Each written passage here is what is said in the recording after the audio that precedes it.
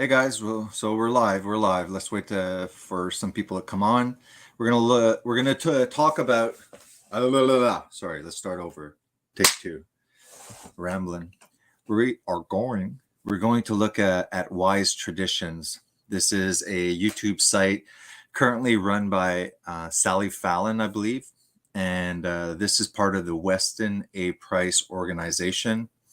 This is the one that I've spoken to you about, the book Nutrition and Physical Degeneration by Weston A. Price, that went and visited what he called, you know, politically incorrect primitive people.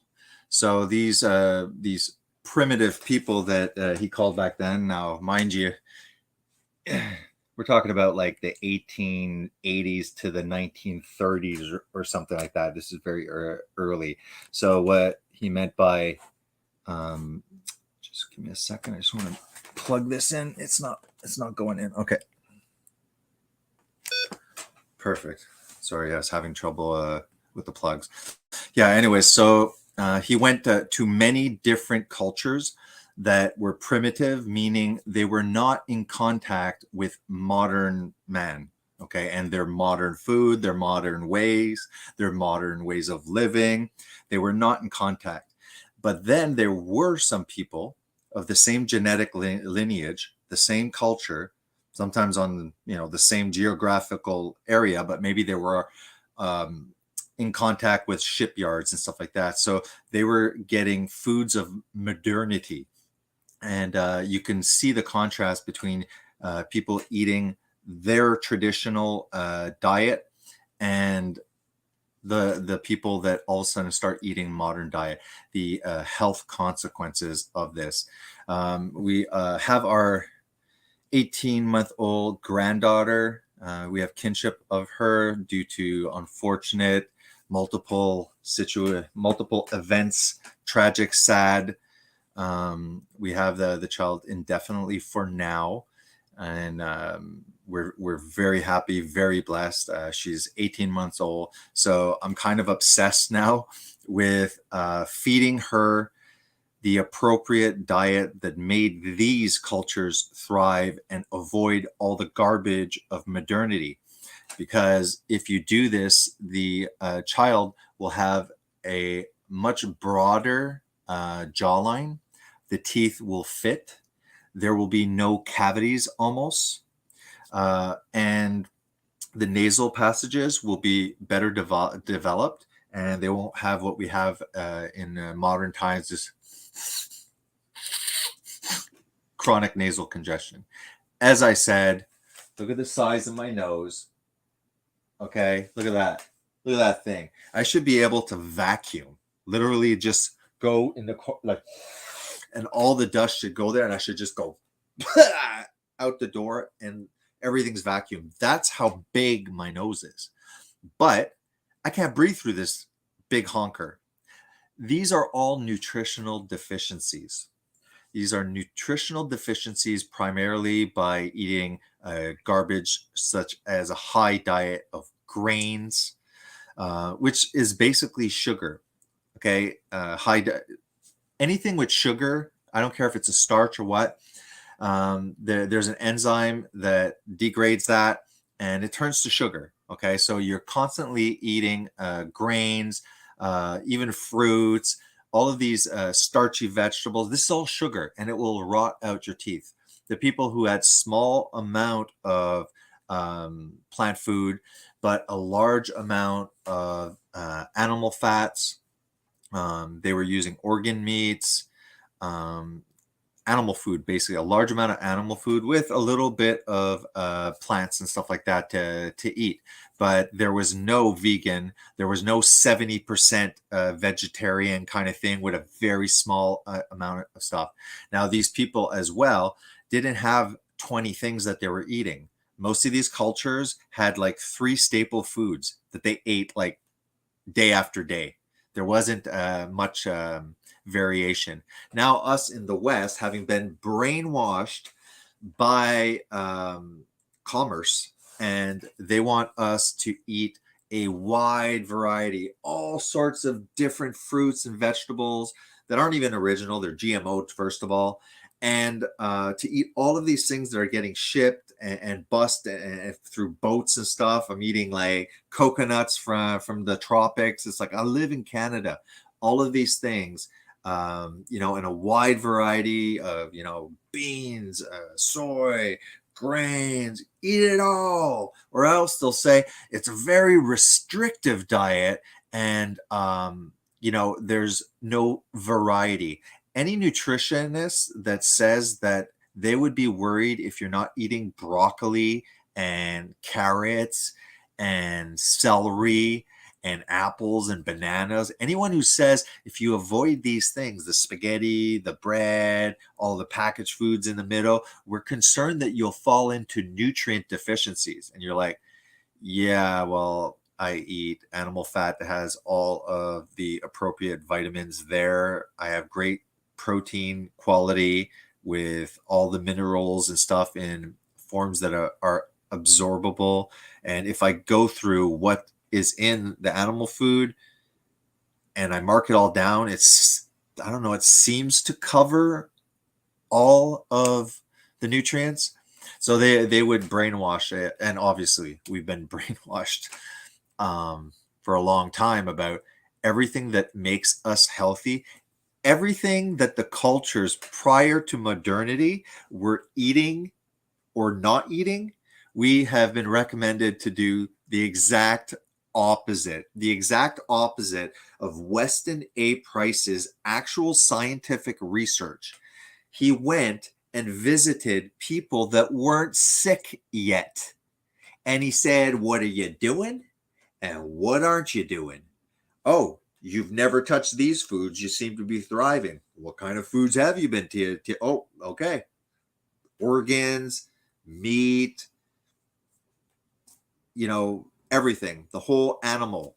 They were eating, fish, eggs. Okay, look, let's get into it. Hey, Jason, are you still losing weight? You look like a college student. Well, actually, I'm a grandparent. So yeah, this diet is so horrible that I am a grandparent and I look like a college student.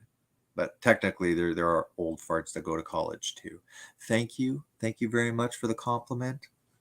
Let's get her on. Let's get it done.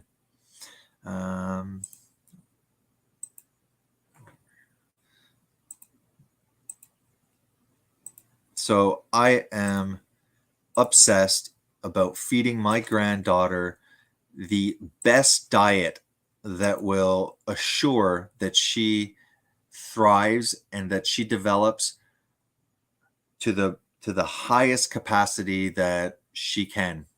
You know what I mean? Cognitively, I want her brain saturated with animal omegas 3s. I want her to get cholesterol, protein. I want her to eliminate as much as possible wheat or very limited, because the bread is not what it used to be. Go to your grocery store and just flip your brown bread. Okay, it's brown bread. You're gonna see that there's seed oils in it. Seed oils are in everything. They're in things that I'd be like, why did you even put oil in this product? That doesn't even make sense. I mean, you got peanuts. You think that there'd be peanut oil in it? No, they add another kind of seed oil. Even the peanuts. Go check out your peanut butter, especially the smooth one. It's not very healthy what they add to make it smooth. Only one person, so I guess people will watch this later. All right. Present. Let's start reading a bit. There's also a PowerPoint that I did not create, but that I was kind of browsing through, and I figured, look, I was going to do all this reading and stuff. I really haven't looked at much of this. I was going to do all my reading now. And I said, well, you know what? Why don't I just put this live? And while I'm researching, maybe you guys can benefit from it as well. So let's read this. Hopefully it's a kind of a good resume of what's going on. I just want to look on my channel. It's a way of making sure that nothing's screwing up. What's going on? What's going on my channel? Perfect. Good. Okay, so I highly suggest that you go see WestonAprice.org. There's other ones. There's Wise Tradition. You can Google Sally Fallon, but let's really get into this and read kind of the this preamble. So more than 60 years ago, a Cleveland dentist named Weston A. Price decided to embark on a series of unique investigations that would engage his attention and energies for the next 10 years. Possessed by an inquiring mind and a spiritual nature, Price was disturbed by what he found when he looked into the mouths of his patients.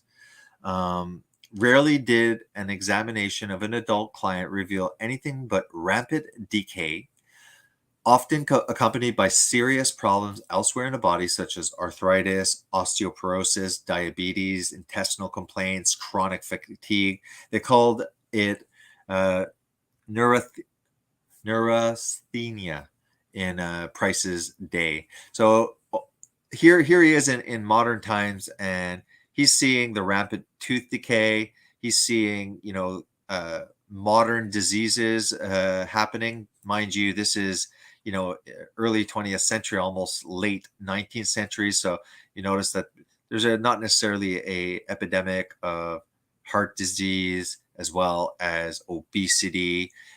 There was still diabetes. And the way that diabetes was treated before insulin was discovered, bovine insulin, believe in the University of Toronto.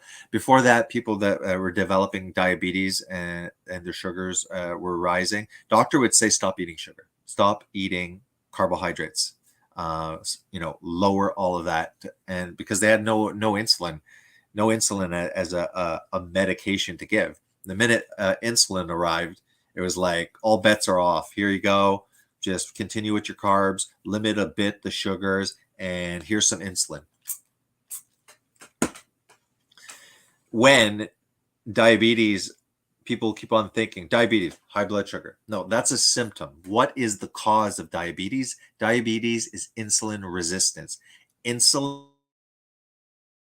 high because the amount of carbohydrates and the frequency that we eat, because we're always hungry with carbohydrates, this causes an elevated insulin level. This hormone is not supposed to be always elevated. So by having chronic insulin elevated in the bloodstream, it's like somebody chronically with Coke, chronically with alcohol. What happens? You need more and more of the substance to get the desired effect.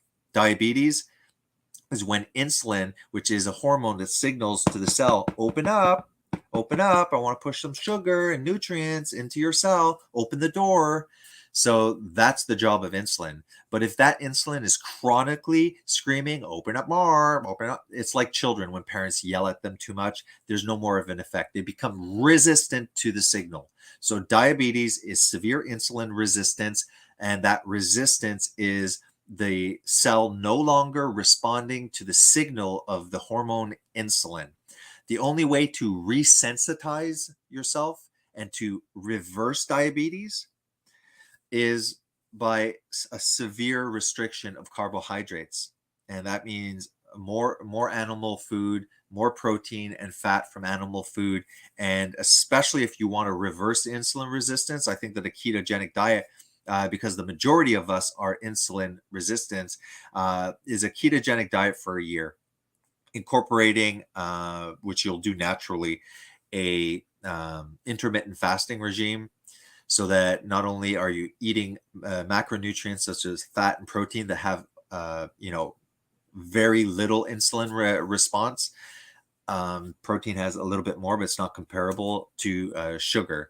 So by eating the macronutrients that create the less insulin response, and as well eating less often you create an environment that is extremely low in insulin and resensitize yourself. People are told now that diabetes is a progressive and chronic disease. They're being told that, and that's not true. You can literally resensitize yourself with a severe insulin dependency on actual, insulin injections. And when you're that sick and when you have insulin, I don't suggest you do that alone, because what's going to happen is that insulin dose is going to have to be drastically reduced. I'm not here online telling you guys how to taper insulin, though I know how, but I'm not a doctor, and even if I was a doctor, I wouldn't be giving basic information online without looking at individual exceptions and stuff. So I'm not leading people on, but you can find a doctor that's supportive of your desire to reduce drastically carbohydrates, and he should guide you. You just tell them, I'm doing it with your help or not. Anyways, let's continue. But it was the dentition of younger patients that gave him most cause for concern. He observed that crowded, crooked teeth were becoming more and more common, along with what Price called facial deformities, overbites, narrow faces, underdevelopment of the nose, lack of defined cheekbones, pinched nostrils. Such children invariably suffered from one or more complaints that sound all too familiar to mothers of the 1990s. Frequent infections, allergies, anemia, asthma, poor vision, lack of coordination, fatigue, behavioral problems. Price did not believe that that such physical degeneration was God's plan for mankind.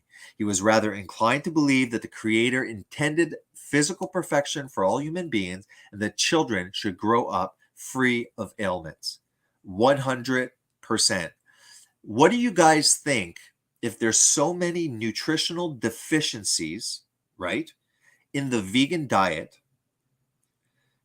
What do you think is going to happen with generation after generation, as well as those offspring during their developmental years, eating primarily starches and vegetables that turn into sugar, okay, fruits, vegetables, not that fruits and vegetable are necessarily wrong, but when you're dealing with a vegan diet, all you got is basically sugars with small amounts of protein, incomplete protein, missing fat soluble vitamins. So I guarantee you that this vegan utopia that they're wishing for, we will definitely have all of this: frequent infections, all of the phytonutrients and the defense mechanisms, and phytochemicals in plants, defense mechanisms, anti-nutrients.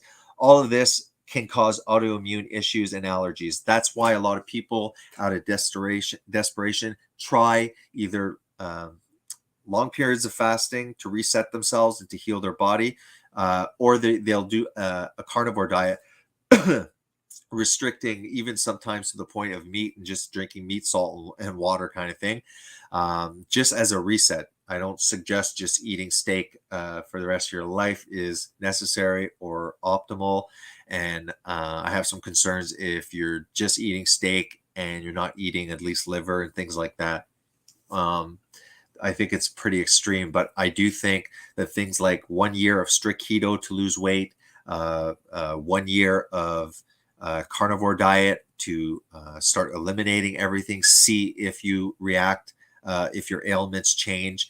And then from there, I would suggest that we incorporate a diet that is similar to wise traditions, plenty of ruminant animal. They talk heavily about grass-fed animals, so lots of animal fats, lots of animal protein, organ meats incorporated.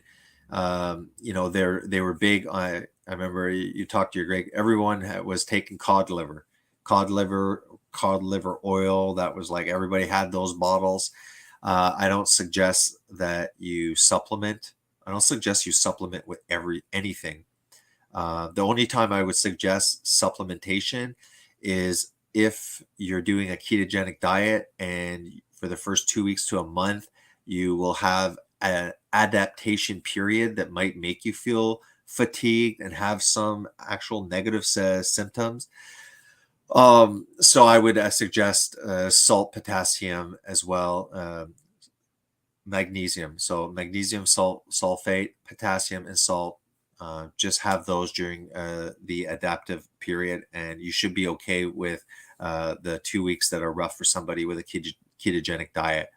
But I do advocate for a animal-based omnivorous diet, and that omnivorous diet, okay, does restrict certain things just because they're not essential and they might cause problems. Grain, wheat, for example, corn, and stuff like that. That's my opinion. Price's bewilderment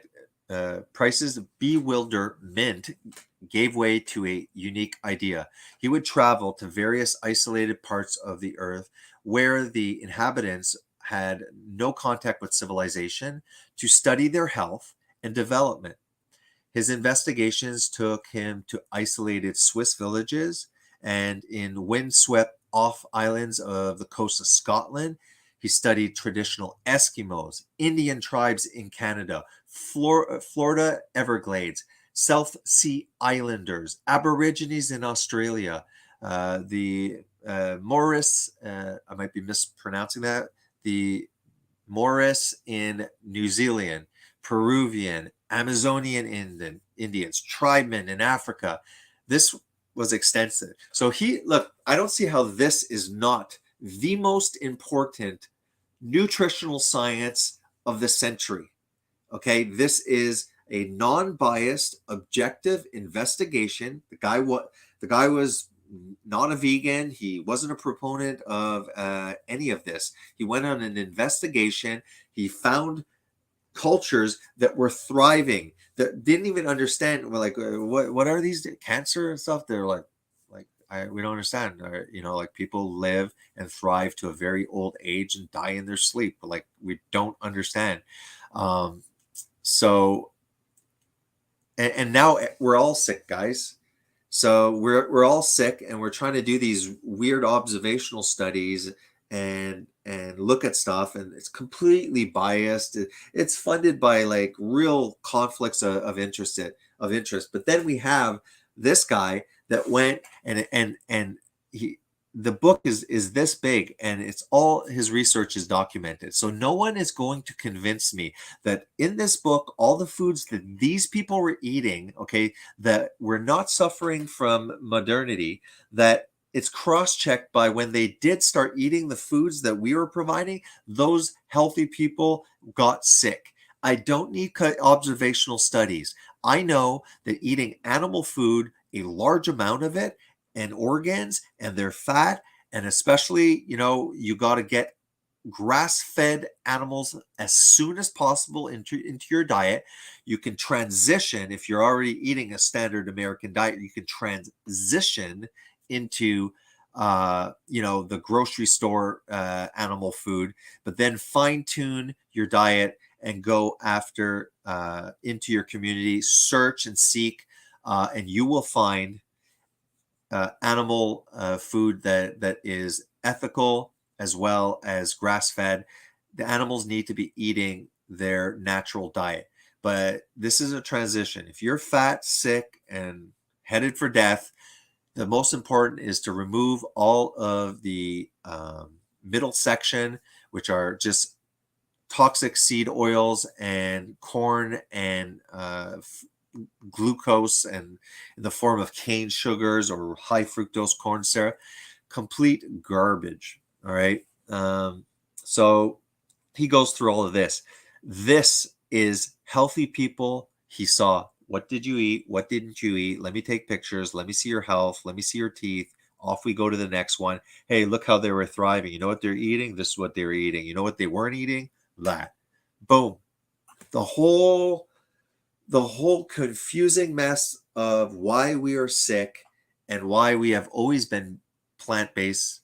All of junk food, okay, is plant-based, guys. Look at junk food. The sugars come from plants. The fat in there comes from plants. Everything's plants. All of the garbage, all of the candy has no animal food in that. Okay, so we've already been eating a processed vegetable, pretty much a diet. This idea that like we're over consuming meat. The majority of the people like probably eat like actually not enough meat, a fairly low quantity of meat very often. It's like you guys, the vegans are making it look like, we're eating 80% animal food and 20% like side dishes of vegetables in our omnivorous diet. No, okay, animal food is actually pretty expensive, so we're not even eating half of our diet as animal food. Okay, the only people that are eating way more, and it are people that know the wise tradition. And like I said, omnivore diet, weight loss. I'm pushing keto because I know how to do it and I've researched it. I'm confident to help people lose weight with keto. I'm quite comfortable with them re-entering after they have had a year of weight loss, as well as a year of me teaching them. It's kind of that expression in the Bible, you give somebody a fish, you feed them for a day. You teach them how to fish and you feed them for a lifetime. So telling a person to eat that food, not explaining to them why and it's not that hard, the biochemistry behind it, a couple of hormones, understanding a couple of macronutrients, and going through a couple of studies and explaining why they shouldn't be trusted because they're just talking about associations. They're completely biased. I would teach Weston A. Price and show the evidence, and there you go. Within a year, people are on the right track. They're incorporating the individualized amount for their specific body and situation and activity level. And most people that do these very low carb, they enjoy it. They feel great and their cravings go away. So they don't find it restrictive. Okay. Carbohydrates do have the potential of activating to a certain extent, to a large extent, dopamine receptors. So it's very addictive. It's lacking hormones and signals of satiety, which is why you can easily overconsume carbohydrates and actually feel hungry within 3 to 4 hours sometimes. This does not occur when you're having a animal-based omnivorous diet. That is truly a whole food diet. It is. This whole food plant-based diet that's devoid of active vitamin A, active vitamin D, no B12, devoid of minerals that because they're all tied in with oxalates and stuff like that. Tons of transformations and complex things to transfer your beta carotene into something that you can just eat in animal food. I talked in my last video about genetic variations, like for example BCO1 in relation to converting beta carotene into active vitamin A. Some people cannot. So if we're removing animal food, we are only going to rely on beta carotene. That's crazy. Imagine we have like 0.5 to 1% of the 8 billion people living on the planet are delusional enough to eat rabbit food diet, like a rabbit food diet. That's not a lot, okay? And we're talking about vegans, and it's making me nervous because we're seeing an attack on the animal food industry by large corporations in bed with elite globalists and globalist agendas. This is why I'm screaming out. This is why JD has been screaming out way before I even got my channel growing. It's why me and JD are working together so that we are now two people screaming out the truth. And we invite you guys, content providers. If you have a YouTube channel right now, you can start doing videos and you just start joining our omnivore community and start putting out content. We have a very, very strong presence of vegans on YouTube. Very, very strong. They're way stronger than the carnivore tribe or anything like that. Then we have keto, and then we have the carnivore tribe also. But we need an omnivore, and in a way, it's going to end up the ideal omnivorous diet is very low carb compared to the standard American diet or the standard food guide recommendations. I think it's around 250 grams of glucose daily. Daily. That's insane. You'll never have access. 250 day in and day out. 250. I went to the office, I sat on my butt, then I watched Netflix, I went to bed. 250 grams. Next day, wake up, don't do any activity. 250 grams. It doesn't work that way, guys. That is insane. You're going to be fat. You're going to have all the fat diseases. The investigations occurred at a time when one modern invention, the camera, allowed Price to make a permanent record of the people he studied, the photographs Price took, the descriptions of what he found, and his startling conclusions are preserved in a book considered a masterpiece by many nutrition researchers who followed in Price's footsteps. It's called Nutrition and Physical Degeneration. You can get it online in Amazon or wherever you want to buy it, where you buy books, Chapters, Indigo, wherever. Yet this compendium of ancestral wisdom is all but unknown to today's medical community and modern parents. It is. And that's very tragic. And it ain't happening with my granddaughter. Ain't happening on my watch. No way. Nutrition and Physical Degeneration is a kind of book that changes the way people view the world. Yeah, it changes because it's so obviously true and unbiased and uncorrupted that when people really look and go, okay, they were eating that. Okay, I'll start eating that. Well, they say not to eat that. Okay, I won't eat that. And you don't have to rely on observational studies and stupid social media headlines talking about this could cause that and that could cause this. Meanwhile, yesterday's talking about over consuming beta carotene can increase your risk of cancer. How come they plastering this crap on headlines? It's because it doesn't serve the purpose of large corporations, doesn't serve the purpose of the government, that is in bed with these large corporations, throwing their population under the bus for political and corporate gain.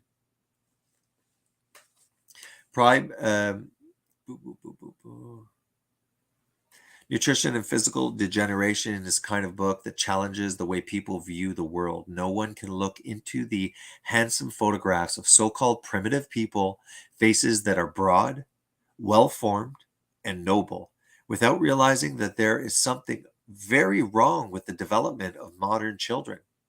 In every isolated region he visited, Price found tribes or villages which virtually every individual exhibited genuine physical perfection.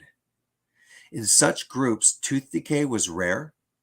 Dental crowding and occlusions, the kind of problems that keep American orthodontists in yachts and vacation homes, they were non-existent.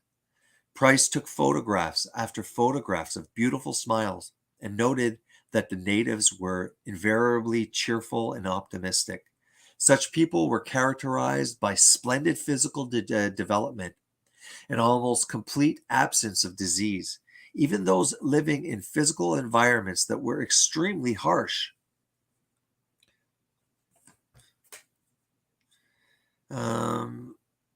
So Leah was the first one to win the prize for the best subscriber. She arrived first. Do you know of anyone that has raised their children on carnivore or ketogenic diet? Yes, I do. There's nothing wrong with the ketogenic diet, in my opinion. I don't think that it's necessary for children. I think that what I would call a low carb diet, which is basically allowing the children to have vegetables and fruits. Um, and I think that keeping it, 50 to 100 to have some no carb day. I'm not obsessed with the biological state of ketosis. I, I say eat ketogenically, and if you're eating the ketogenic diet, if you're eating ketogenic diet, you can have some fruits, you can have some almonds here and there, you can have some vegetables. I mean, these kids are not insulin resistant here. Like they can have some bread, but make your own damn bread. Don't buy store-bought bread. Try and return to wise traditions of how they made bread. And these people are having like one slice of bread per day. All of these cereals, guys, are crap. Okay. That's like the Seventh Day Adventist lie deception. Cereals are garbage. They're processed. You can't get a box of Cheerios growing naturally, and you're like, what are you doing? Oh, well, I'm harvesting all these Cheerios because it's the season of the Cheerio. No, I don't buy into that. Kids should be eating eggs, eggs, butter. Uh, Ideally, I wish that I had access to unpasteurized full fat dairy. Do what you can. I can get grass fed butter, milk, and kefir. Maybe Farm Boy that's about 45 minutes from the house. I think I'm going to start doing that. The fact that primitives almost exhibited a high degree of physical perfection and beautifully straight white teeth was not unknown to other investigators of the era. The accepted explanation was that these people were racially pure and that unfortunate changes in facial structure were due to race mixing. So they completely rejected the idea of nutritional deficiencies or modern foods making us sick. Price found this theory unacceptable. That's putting it nicely. Very often, the groups he studied lived very close to racially similar groups that had come in contact with traders or missionaries, and they had abandoned their traditional diet for foodstuffs available in newly established stores: sugar, refined grain, canned food, pasteurized milk, devitalized fats and oils, what Price called the displacing foods of modern commerce. These displacing foods of modern commerce is what we suck down all day in our culture. In these people, he found rampant tooth decay. Look, if you look in the back, they all have these freaking mercury black fillings. I got the majority of those, man. Like before I was like even about 18. Okay, I kept on getting cavities. I also had a lot of staining, especially in the back hair of my teeth. I remember I had to like sandblast. I had to like work extra long on mine, and I had gone a couple of years without going to the dentist. And boy, like they needed a second cleaning of my teeth, and I brushed my teeth and stuff like that. Now that I've gone primarily like keto, I'd say highly animal based carnivore. I go long periods just completely carnivore, then switch to having a little bit of almonds and some fruits and vegetables. So I call it animal based keto. I don't know what to call it, but it's highly animal based. I go long periods just eating animal food. I mixed it up. I start craving for salad, Caesar salad. I'll go after that, broccoli. I just mix it up, but it's still like friggin' 80% carnivore. 80%, you know. Even my ketogenic diet, I don't push for high fat. My ketogenic diet is basically telling them to eat carnivore and to add optionally fruits, vegetables, blah blah blah. But keep it 20 to 50 grams. Don't do it any more than that. Um, Let me read some of the the comments here. Yes, it is really hard to stay off the carbs. It is an addiction. Yeah, for me at least, it's an addiction. I go off the deep end some nights, especially with the pills I take that give me sugar cravings. I ate my healthy. What I often do is I'll break 4 or 5 eggs. I'll add some cream. I'll add some cinnamon, nutmeg, a little bit of vanilla extract, but not always. I'm skeptical about whether that's even good. And then I put it in the Hamilton Beach, and I just drink that down. It tastes great. It's like eggnog. So I did that, but for some reason the sugar cravings got the best of me. And what did I go after? I was looking for something. I literally saw freaking fake toxic syrup that you would put on Egos and stuff like that. It's not maple syrup even. It was like high fructose corn syrup with chemicals to make it taste like buttery. And I started with a few, like, good. Oh, that's good. And then I was like, I put the spoon down and I'm like, it was disgusting. It was shameful. I felt like a drug addict that relapsed. It was horrible. Happens to the best of us. Get back on track. Every day that you manage to try and do low carb or keto and then you screw up is at least days that you probably gave yourself less carbohydrates and didn't get a little spillover from the glycogen. Probably gave your insulin and pancreas a little bit of a break for a bit. Price found these theories unacceptable. Very often, the group he studied lived close to racially similar groups. Okay, I already said that. Children born to parents who had adopted the so-called civilized diet had crowded and crooked teeth, narrowed faces, deformities, bone structure, reduced immunity to diseases. I think that among other things, I mean, we're being bombarded from the damn clothes to the socks to the shoes, everything's seeping these synthetic chemicals, what the plastics that we're using, the deodorant, everything. Basically, we're being inundated. We're being like drowned in chemicals that humans have created that never existed. So like, forget about like this idea that red meat or processed red meat will increase the possible risk by 4% of getting rectal cancer. Meanwhile, we're getting bombarded by all these like completely hormone disrupting chemicals in our deodorant, in our lotions, estrogenic lavender and stuff. It's like we're getting bombarded. And on top of that, our culture now is completely obsessed with anabolic states. There's no catabolic, there's no fasting, there's no autophagy activation. That's a self-healing mechanism. Wow, it is.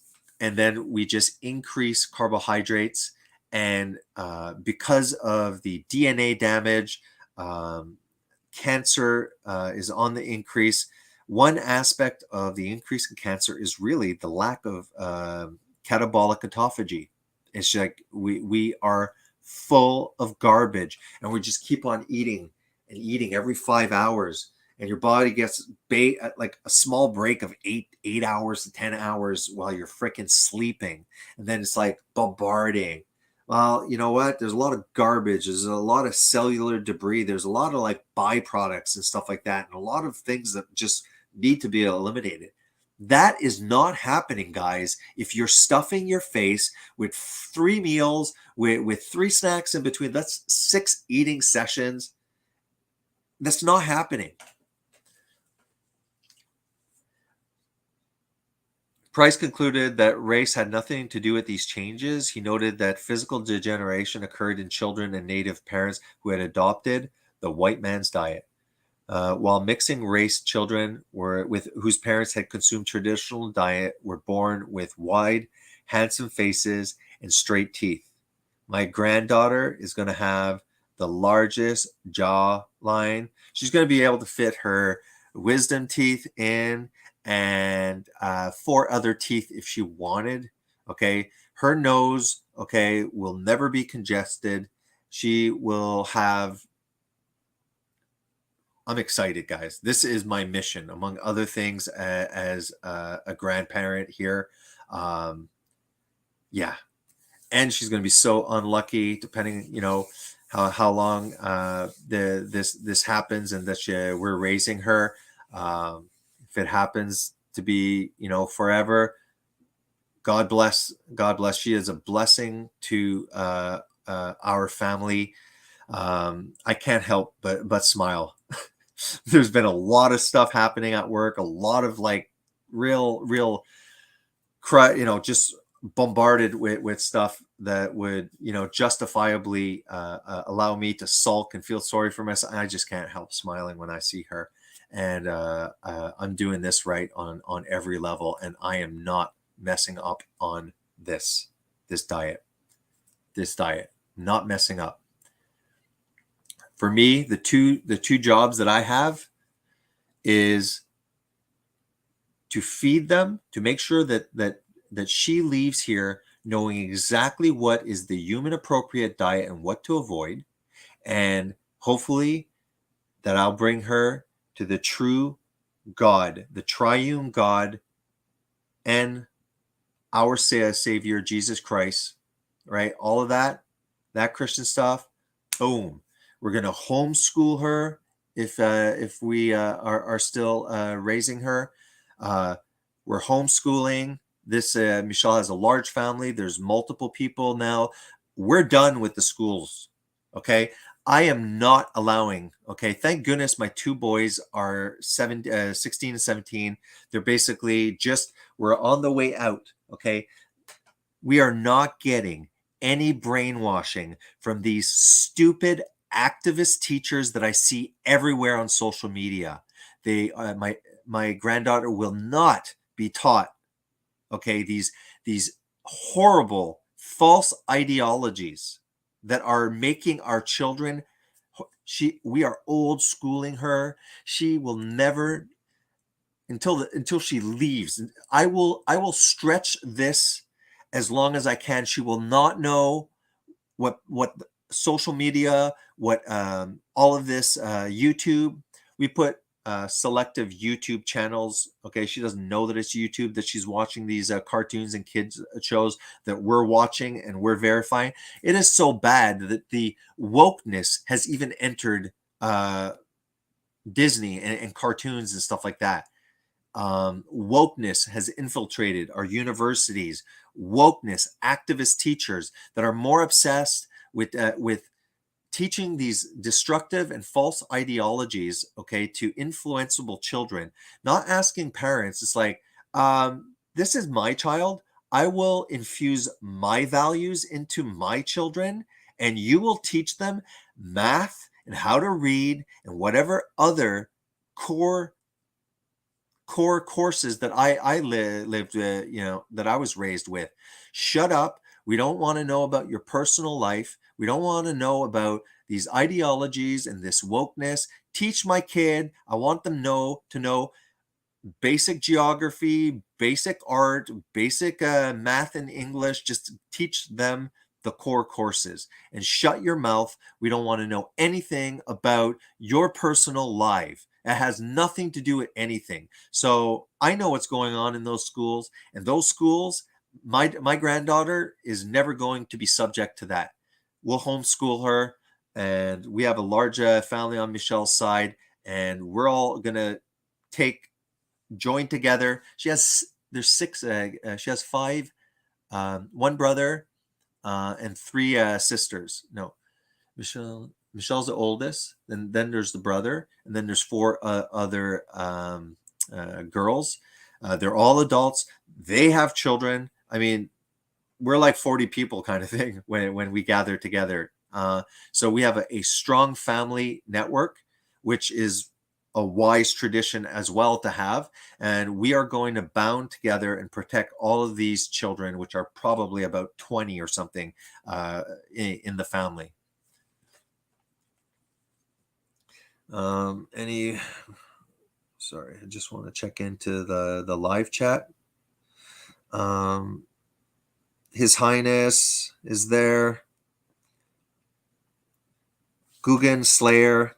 Hey, I lost all my weight and down 62 pounds this morning. 15 weeks on keto. I eat 2 full plates of meat and veg with a berry nut snack and still dropping slowly. Freaking awesome. I have made a Facebook group.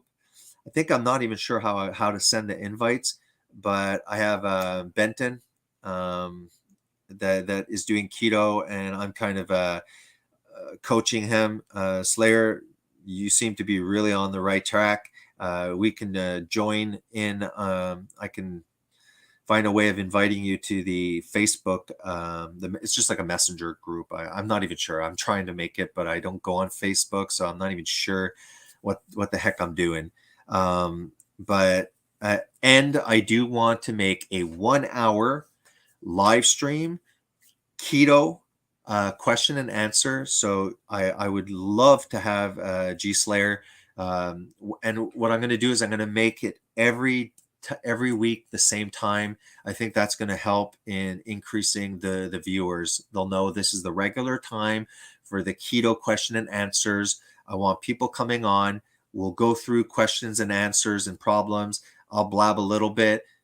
People that have been doing well, they can share their experiences, their trick, and we can form a community that way. Leah and hey Margaret, and I think who else is there? Don't forget to put a red XX if you have a question. Keto healed my mind and much more. They say you are what you eat. Congrats on your weight loss. Yeah, I'm still doing it. I seem to be plateaued a little bit. What I think that I'm consuming way too much cheese, and I'm putting way too much cream.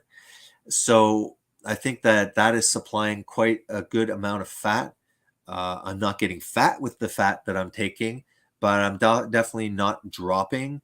But I know that I know why I'm doing that. Like I have the video about doing carnivore, which is what I do, to really amp it up is I'll eat more a higher protein, low carb, low fat, which is not sustainable. I've done it, I've tried it, and it really sucks the fat as well out. I don't overconsume protein. I find that like the idea of like I hear like these women carnivore. I eat 2 pounds of. I'm like, geez, the meat fills me up really fast. Again, I don't count my grams. I just eat this kind of food, and my hunger varies. And sometimes I skip a day. I know how to lose weight if I do that with the pretty much high protein, low fat, not no fat, but low fat, and completely restrict the carbs. But I know people have had success with fasting, but doing a fat fast where it's exactly like a water fast, but you do allow fat. So you could, if you get hungry, you can have some just egg yolks. You can have some butter. You stuff some coconut oil in your trap. This kind of thing. And I've seen people doing fat fasts that lose the weight. It seems like it's pretty easy once carbs are out of the way. You can lose weight with eating fat and protein. You can lose weight just eating fat. You can lose weight for a time just eating the protein. That's my experience. I did see Garland's. This is one reason why fertility has dropped like a lead balloon. Yeah, hopefully you're still here, JD. I'll send you a messenger.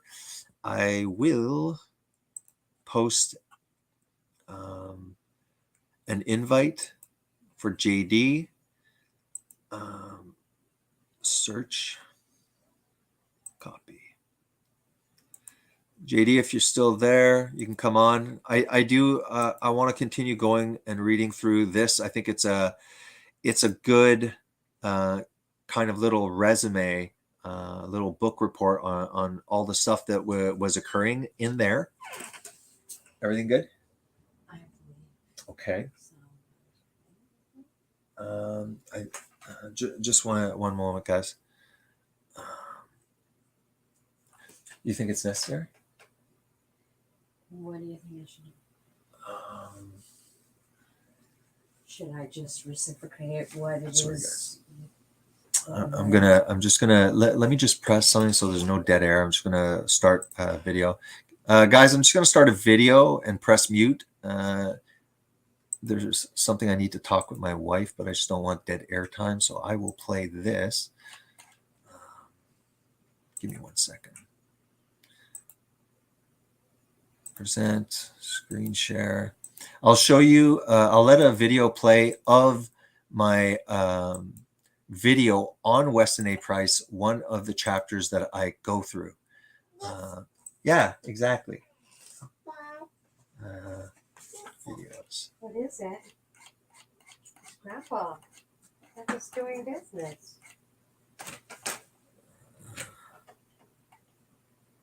Episode 2 is here.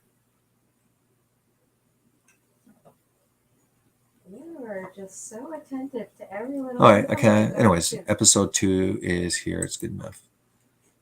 Holy Nana's really having a hard time unplugging this thing with 2 fingers. We'll use the wealth of information that is in this research, where he had the privilege in the early 20th century to visit many different cultures all around the world. At that time, in the early 20th to mid 20th century, there were actually still areas on Earth that had largely not been influenced or had not been in contact with the modern world. Dr. Weston Price was looking for a control group. And since the West had already become quite sick and modern diseases had begun to appear that were previously only 50 years, the previous generation, these things were not an issue. We have to keep into consideration that angina, which is chest pain due to cardiovascular disease, as well as an actual heart attack, the first documented case, I believe, was in the mid to late 19th century, so around 1860, 1890. This was the first documented heart attack. Prior to that, we did not, in the medical community, there was nothing of that sort, atherosclerosis, that had been documented in the population. So heart disease, to the degree that it is currently, is something relatively new.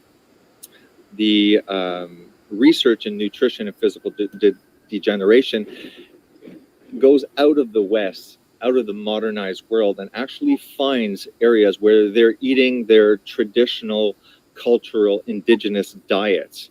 These people, once examined, had an exceptional health. Their bone density was bigger, it was more dense, their skulls were thicker, basically due to appropriate nutrition. They seem to have a immunity to caries, as well as better formed arches and better formed skulls. There was no disorder or derangement in teeth. Teeth were nice, strong, and were not crowded in the mouth. The modernized people had, a lot of them were mouth breathers. Again, due to insufficient nutrition in the modernized world, bones did not develop to full capacity, and therefore the nasal passages were a lot more narrow. Basically, profound and significant changes in our jaw structure, as well as the whole skeletal structure in general, was affected. The isolated areas also, while it was being, TB, tuberculosis, was ravaging the modern society, these people seemed to be quite immune to this affliction, indicating that their immune system somehow was able to defend against TB.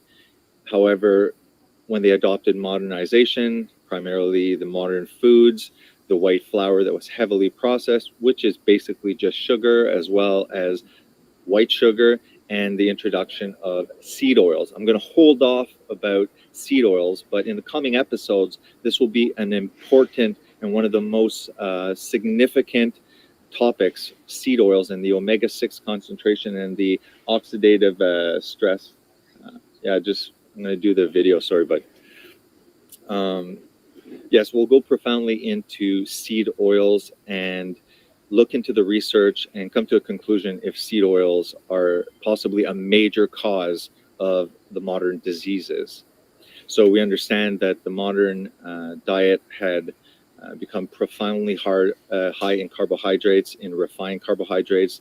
The white flour sugar offer zero nutrients. It's strictly a glucose source that enters quite rapidly in the bloodstream, creating large amounts of insulin to be secreted. In my opinion, especially even looking at the COVID crisis, where the ACE2 receptor is primarily the receptor that the virus hooks onto. We all have ACE2 receptors. However, the younger people, the children, and the healthy people that are not obese and don't have many core morbidities seem to do quite well with COVID. Their immune system seems to be able to handle this new virus. However, obese people, especially even the young as 20 years old, once obesity sets in, they seem to be extremely vulnerable. So we know that nutrition is a foundation, an extremely underappreciated aspect of why we're so vulnerable to modern diseases. Looking back at the Swiss, we're trying to pull information, use the information in each chapter as a talking piece to kind of guide this search for optimal nutrition. As we go through this journey together, trying to look at the past, which is not that far ago, the early 20th century, we seemed to have not been so confused as compared to how we're confused now. This is all due to epidemiological studies that can't prove causations, but are quite convenient in showing associations, which can help corporations to deceive people and guide the market so that we consume what makes the most money at the detriment of us being nutrient deficient. Don't forget, in modern society, the issue is that we have the recommended daily intake. Now, the recommended daily intake, again, we would assume that profound amount of science and knowledge of physiology has been incorporated into the RDIs to help guide us with optimal nutrition. However, this is not the case. What occurs is that they look at the modern disease and they take blood tests of the large population in modern society, and they look at the averages. And from there, they say this seems to be the normal. It is concentrated, the RDIs, at making sure that we're not becoming deficient in certain nutrients. So they seem to have that. However, the idea that the RDIs are founded on preventing deficiencies, we do not know the optimal amounts of nutrients.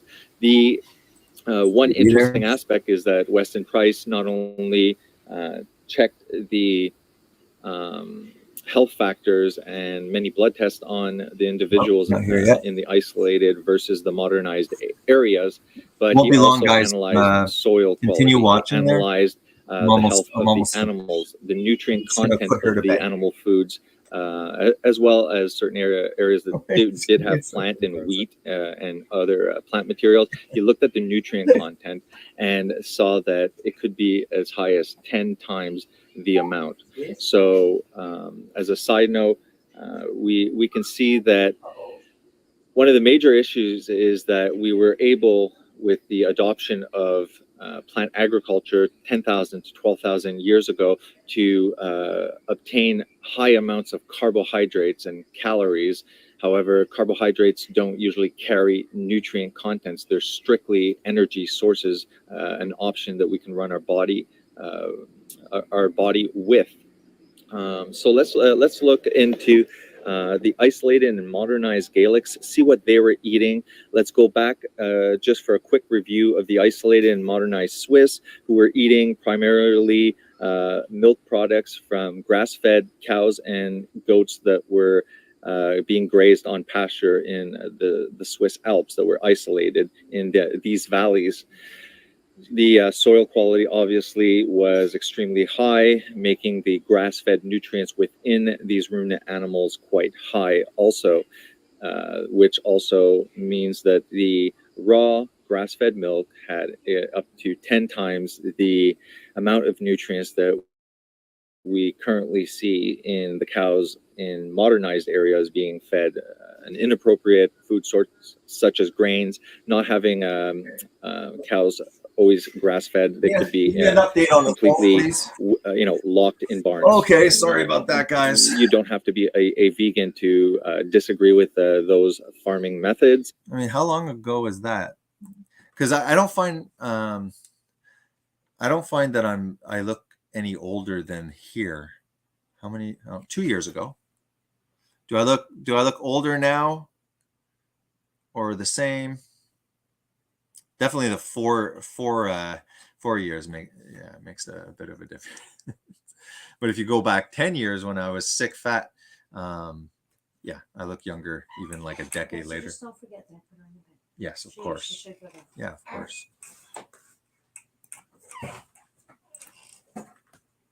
Where's JD? I'm just gonna test the master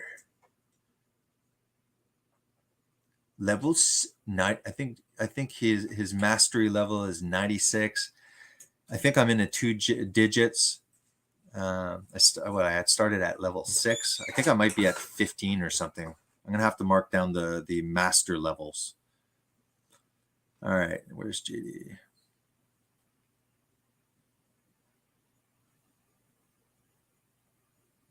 Jump on the stream if you like. All right, we shall see.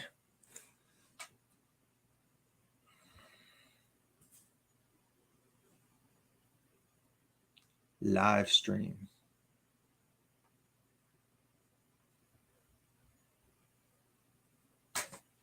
All right, let's do this. Go back to the article. We ain't done. I'm going to go for about another hour. Michelle has to go pick up our oldest, so that'll take about an hour and 10 minutes. That'll add to maybe a 2.5 hour total live stream. I think that we'll be able to get a lot of stuff in that amount of time.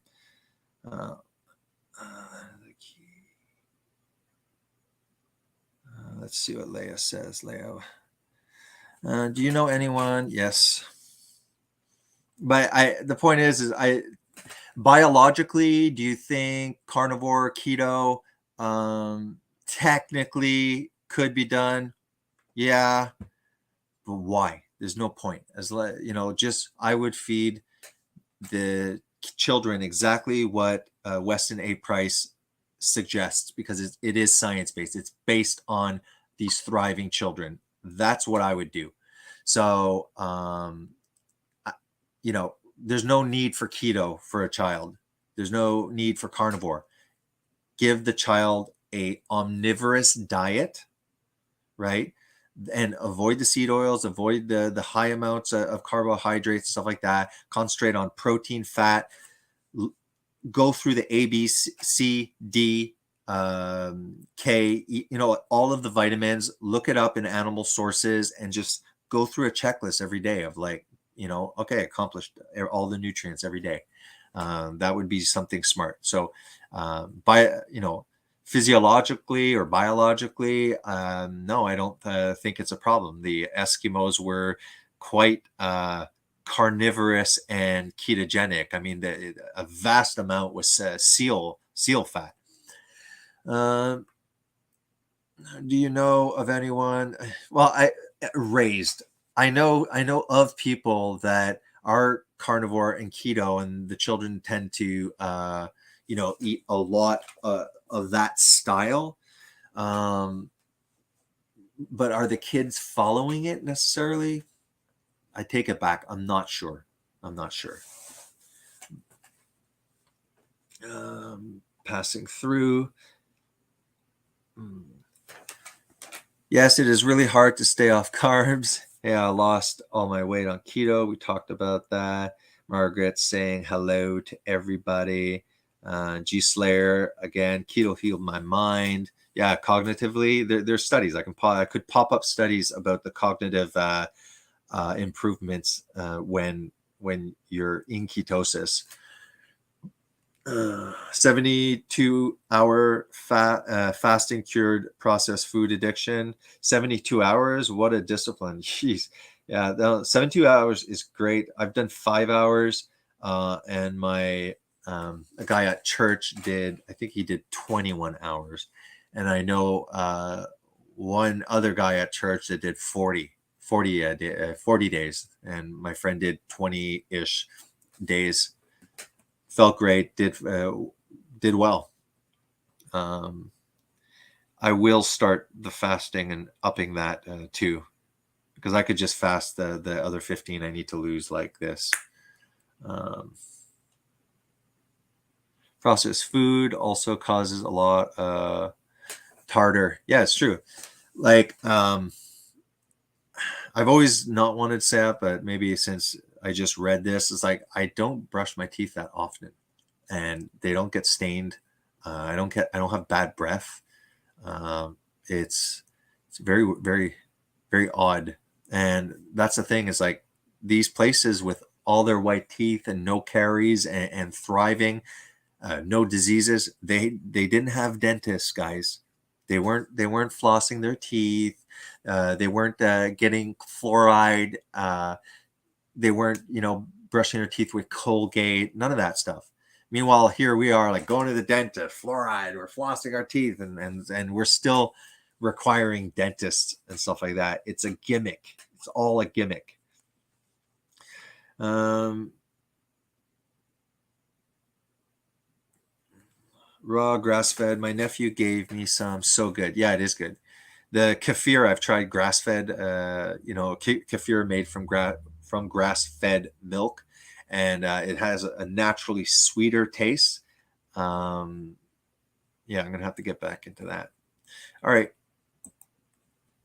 The diet of share screens on. The diet of healthy primitives, price studied, were all very different in the. Whoa. Did I? Okay, yeah. The diets of the healthy primitives, price studies, were all very different. In the Swiss village where Price began his investigations, the inhabitants lived on rich dairy products, so unpasteurized milk, butter, cream, cheese, rye bread, and meat occasionally. Okay, so what were they thriving on? Dairy. Okay, they had grass-fed ruminants eating on the pasture, free to roam. Their baby calves could follow mama. Okay, and what they ate was primarily, almost completely, animal food. All the wide variety of dairy products. And where's the carbs here? Rye bread. They had one source of carbohydrates, and I'm sure they weren't eating 250 grams of rye bread that is recommended, the amount of carbs recommended now. The inhabitants lived on rich dairy product. Okay, I just said that. Bone broth, soup, and a few vegetables that could be cultivated during the short summer months. So even the few vegetables that they had were seasonally. And this is how I would eat as well up here in the Great North, Canada. The children, they never brushed their teeth. In fact, their teeth were covered in green slime. Well, that's disgusting. But Price found that only about 1% of teeth had any decay on it. Yeah. Well, I'm glad I haven't developed green slime yet. Gonna have to look into that one. The children went barefoot in frigid streams during weather that forced Dr. Price and his wife to wear heavy wool coats. Nevertheless, children's illness were virtually non-existent, and there had never been a single case of tuberculosis in the village. Hardy Gaelic fishermen living off the coast of Scotland consumed no dairy products. Fish formed the mainstay of their diet. Do you see what's going on, guys? Do you see a pattern developing?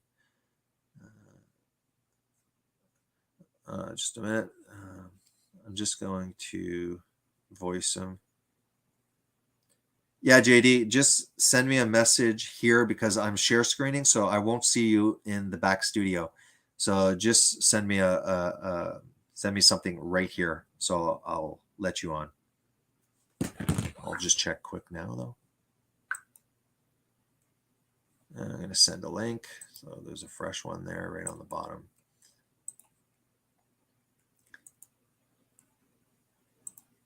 Didn't upset my stomach at all. It was very creamy. What the raw grass fed? Yeah. Cool, man. All right.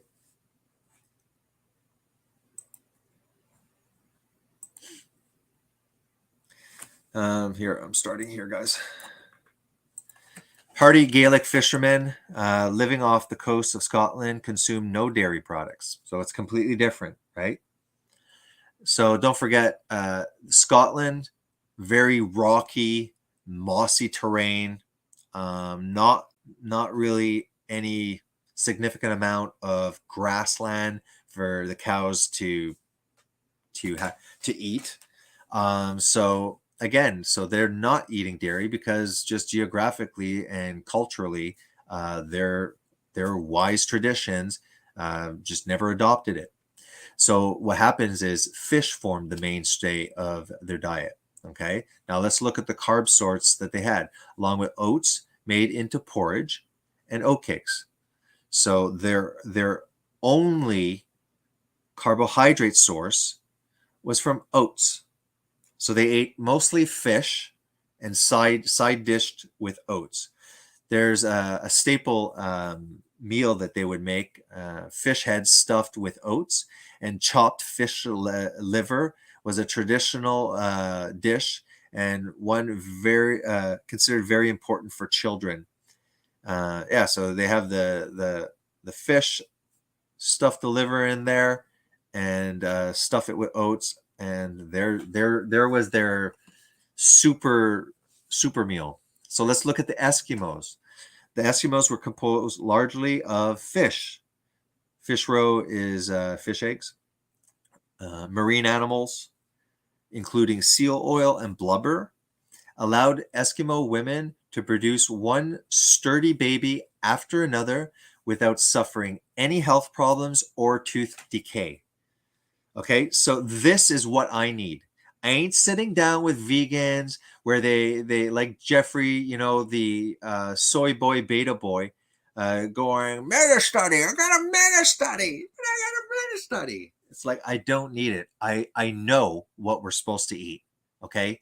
Yeah, humans might have some individual intolerances and preferences and stuff like that, but largely, okay, the human diet is animal food based, largely animal food based, very lightly supplemented, it seems, with vegetation.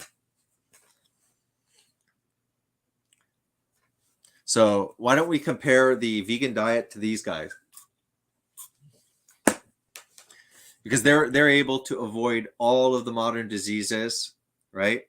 And they also were able to be nutritionally superior. So let's compare the standard diet now recommendations compared to what they were eating, and let's look at the vegan diet and see if that is what we should be eating. Because this produced sturdy, thriving, physically perfect specimens of humans. And it wasn't vegan. It was far from it. It was the complete opposite almost of it. Not sure we should be going vegan. Not sure that it's going to be a good idea, guys, for because they're convincing, eh? Most people like omnivores are they've been shamed so much and they're so ignorant of the truth that they're actually buying into the fact that, yeah, well, we know it's better for the environment, and I don't eat red meat often, and, yeah, I'm trying to get more vegetables in my diet. Okay, the children went no, let's see, the Eskimo diet, we went through that. All right, I'm over here, guys. Well-muscled hunter-gatherers in Canada, the Everglades, the Amazon, Australia, and Africa consumed game animals, particularly the parts that civilized folks tend to avoid, organ meats. So listen, this is what I'm trying to say. Right now, okay, because now I'm switching back and forth with, was it Leah that said, like, do you know any children that can do keto and carnivore? Technically, if you're buying a grass-fed ruminant animal, a grass-fed cow, and you are eating all of the aspects of the animal, at least the liver, so you're eating a good amount of fatty steak that's grass-fed, and eating liver a couple of times, you're getting your vitamins a couple of times a week, you're getting your vitamin C, and I mean, then if you're eating all of the cow and you're throwing in some eggs and mixing it up, maybe because that's your staple, have a little fish once in a while.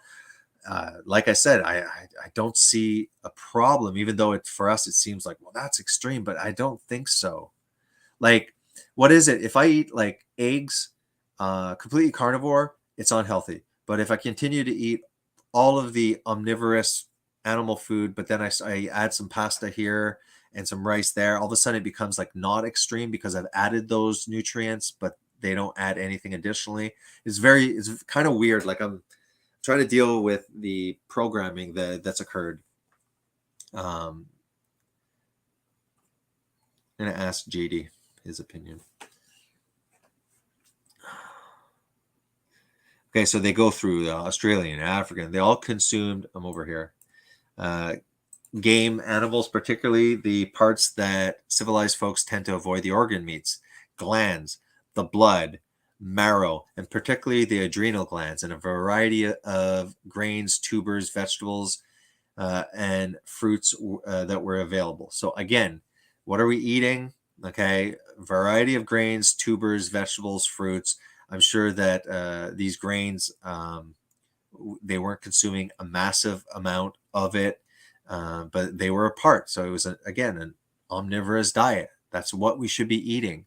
But it seems like we should be eating a lot of the animal fat, the organs, at least the liver, and taking the bones, making bone broth, benefiting from the marrow and stuff like that, and the amino acids that are inside of bones.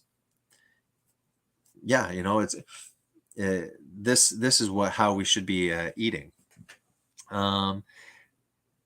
So African cattle keeping tribes like the Maasai consume no plant foods at all, just meat and blood and milk.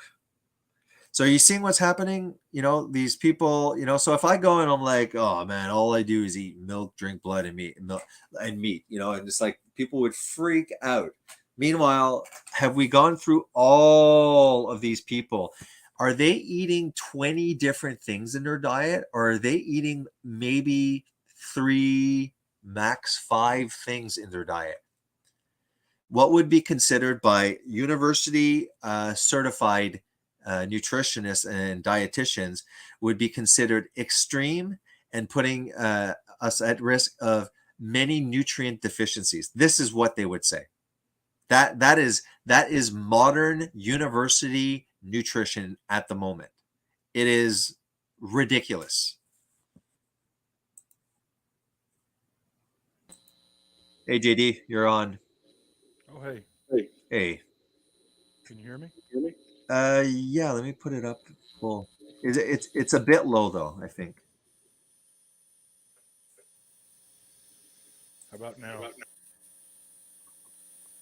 How about now? Yeah, it's good now. Is there like an interference though? It kind of sounds like an electrical. Hold on. Okay. Yeah.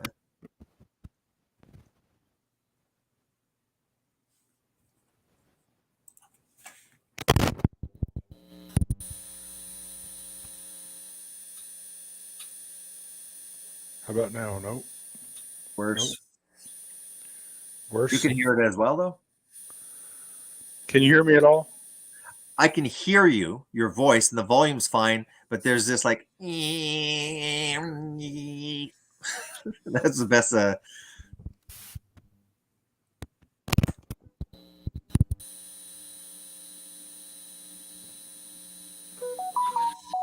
Maybe your electronics caught something by interacting too much with vegans or something. Like your microphone has like B12 deficiency just by communicating with them. It could be. Yeah. Seems a little better. How about people right now? How's the JD sound all right? JD sound is okay? Question mark. It stopped now all of a sudden. Yeah. I think I may have gotten it. Is it better? I think so. Let's just cross check with people that are online. Is JD sound okay now? Hello.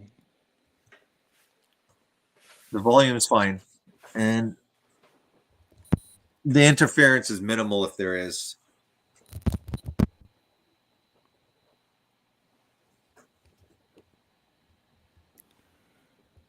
Testing. Yeah, volume's good. Don't touch it anymore. It's like just leave it the way it is. Testing.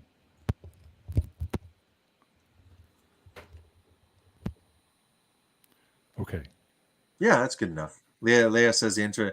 So I'll say, just give us a heads up if it's a I'm problem. going to be munching down a little bit on some garlic ground beef. Great, no problem. Just got in. All right. Yeah, so I've been going over on westonaprice.org, Wise Traditions. There's an article. It gives kind of a good book report on the book, like really quick, goes through like, a nice little summary of it. And I found a PowerPoint presentation too from probably Sally Fallon. I mean, I pretty much knew what I should be feeding my granddaughter, but I was like, okay, I want to really make, I want to hear what they have to say and stuff like that. So I figured if I'm going to start reading and looking up this stuff, I may as well do it live because, people can tag along with me going through stuff. So here you go. I'm going to finish the article while you eat. Feel free to stop me and interject if required.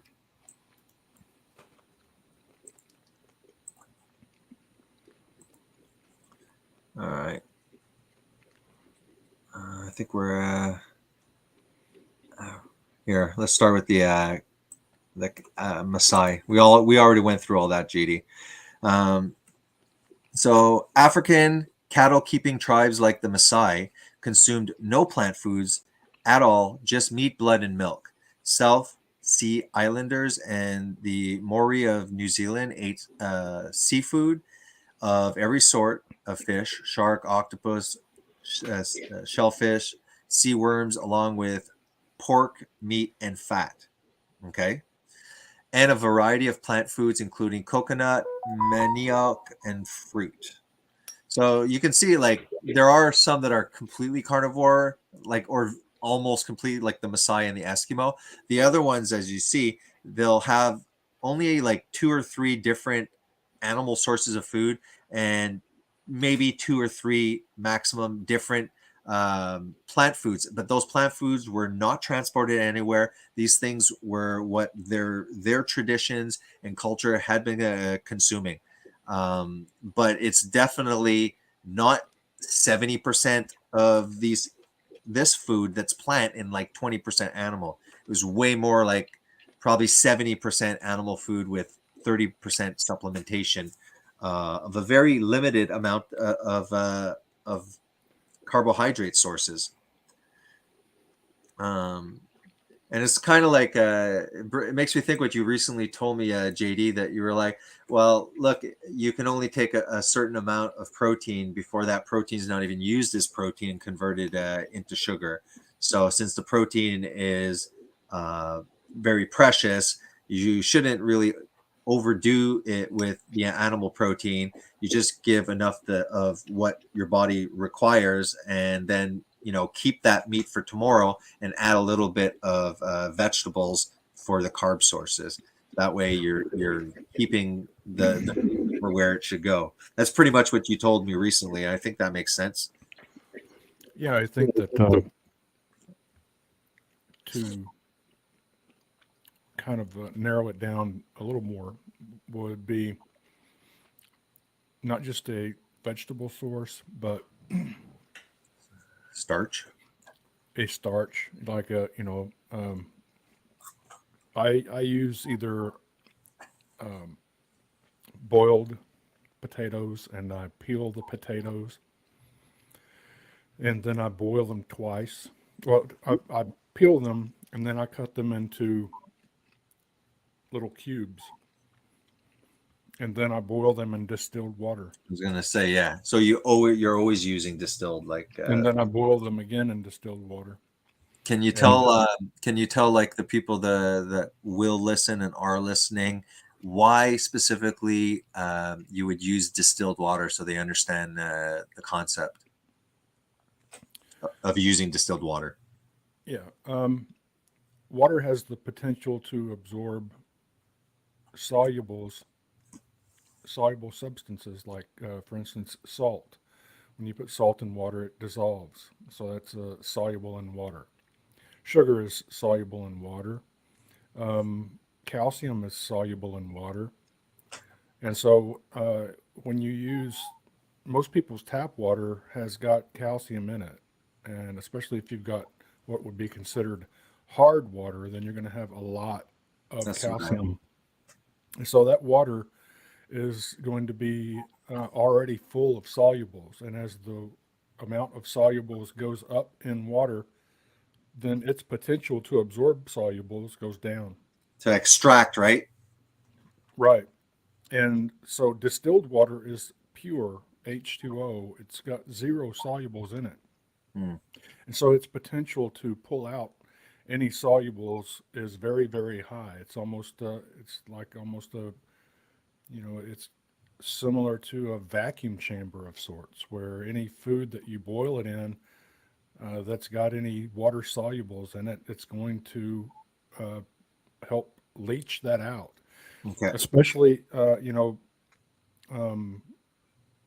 like a potato, for instance. If you just throw a bunch of potatoes in the water, you don't peel them and you don't cut them up into pieces, then there's going to be limited amounts of any plant toxins that are Yeah. pulled out of there.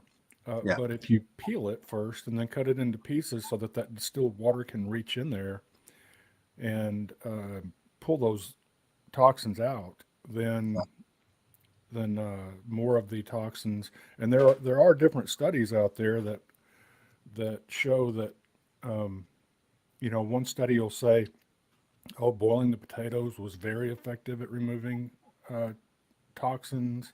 Yeah. Another one will say, oh, well, boiling the potato had no effect on removing toxins.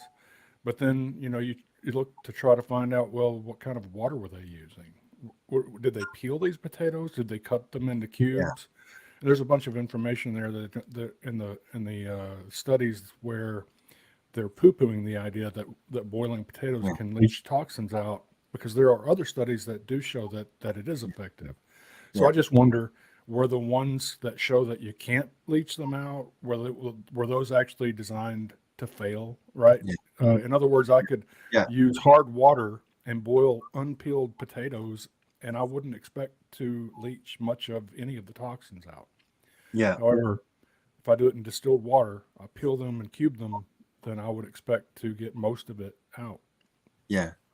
Yeah. The details are in the methodology, which a lot of people either just don't understand, so they'll start with the abstract and they'll kind of run to the conclusions and stuff like that. And I'm not saying that I'm completely,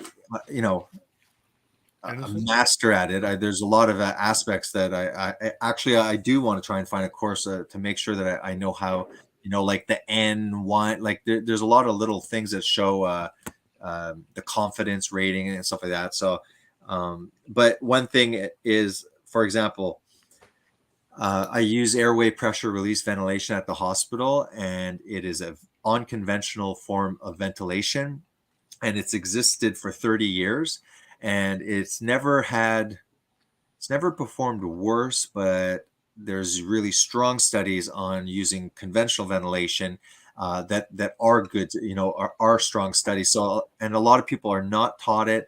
Anyways, so it's kind of like a Ferrari. This mode, if you get in a Ferrari, a standard for a Ferrari, and you're stalling it and you can't even get it to drive, and you walk out and you say it's a piece of crap. It's like, no, you don't know how to drive it. And the ventilator is kind of like driving. It's like you're driving, the patient on this ventilator, and there's a new protocol for this specific thing, and this is what I've implemented. And this protocol, this guy developed this. He practices it in a trauma unit, so and he has a lab where he uses pigs, and he'll induce sepsis or fluid overload them, just kind of mimicking horrible situations, cause lung injury on purpose.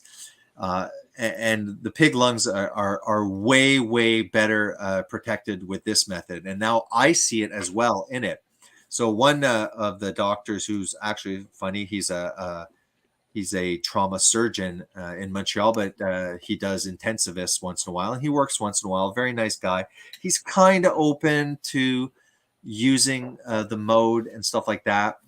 But he said, I recently saw a study. And I was like, okay. And I said, if it says something good about APRV, I said, you can tell me. But I said, if it says anything bad, you said, don't tell me. Then he laughed, and I kind of said what it said. It said pretty much that it's almost the same result. And he goes, oh no, actually it says that it did worse, that it's hard for breathing. And I was kind of like, okay, I didn't say anything. And then I looked at it. It's an opinion piece. It is literally not even a study. It's a guy quoting here and there some things, giving his opinion on it. And there's no place that explains what are you guys using? Are you using this specific protocol that pretty much is becoming globally known, or are you? And yeah, so again, they're making claims. He gives his opinion. It's theoretical concerns, but this doctor is being influenced by that. So I sent that guy, I bombarded, I sent him a 30-year meta-analysis on all the research that's happened, that's all put in, and all sorts of stuff. He never responded, but it's just the fact it's exactly what you're saying. It's presented. There's no methodology. And now this doctor thought oh, look, I'm science-based. Look, I'm just following the science, Jason. And it's it's garbage again. Do you want me to continue just reading while you're eating? Yeah, go ahead. All right, stop me when you want.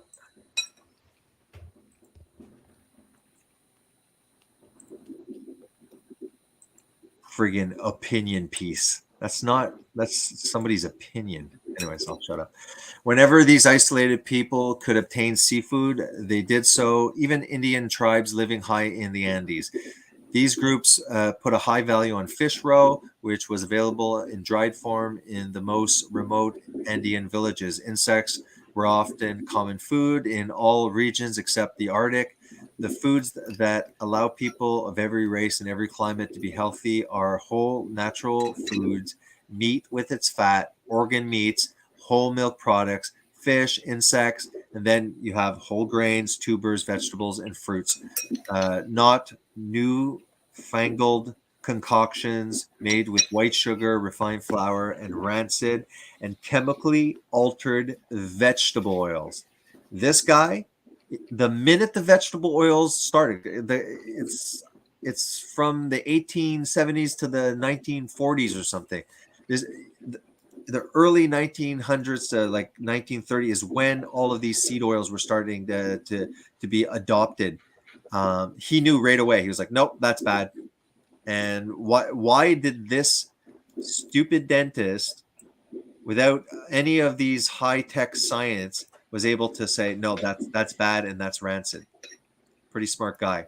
Price took samples of native foods home with him to Cleveland and studied them in his laboratory. He found that these diets contained at least 4 times the mineral and water-soluble vitamins, vitamin C and B complex, as American diets of his day. Price would undoubtedly find a greater discrepancy in the 1990s due to continual depletion of our soils through industrial farming practices. What's more, among traditional populations, grains and tubers were prepared in a way that increased vitamin content and made minerals more available by soaking, fermenting, sprouting, and sour leavening, which would also deactivate or denature a lot of these anti-nutrients as well. Look at how broad the jaws are here, right?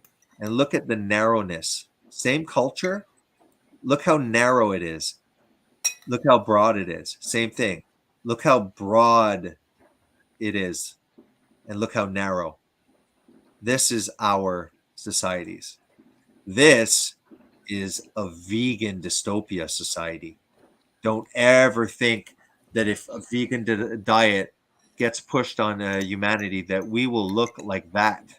No, we will look funky monkey just like these people.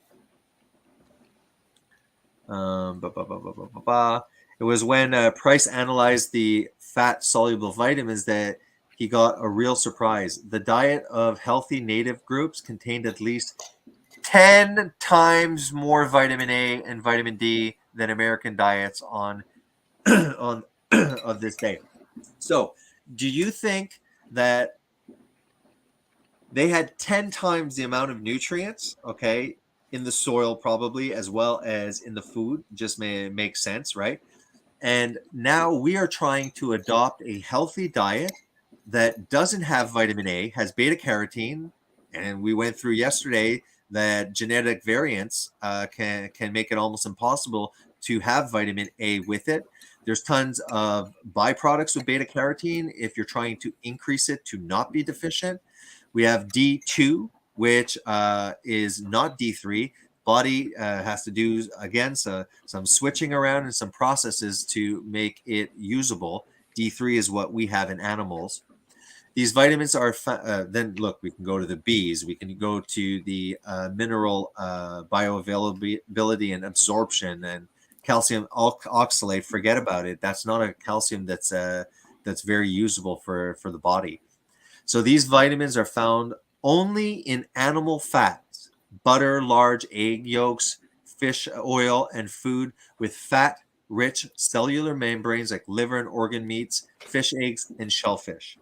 Guys, this is the only way we get here. The only way. Now, where are we headed? And where are we headed while the majority of the population are convinced and brainwashed that it is healthy? It's like they say here, these vitamins are found only in animal fats. So where the hell are we going to get it if it's only in animal fats and we're supposed to be doing a vegan diet globally with all sorts of different genetic variants in people's ability?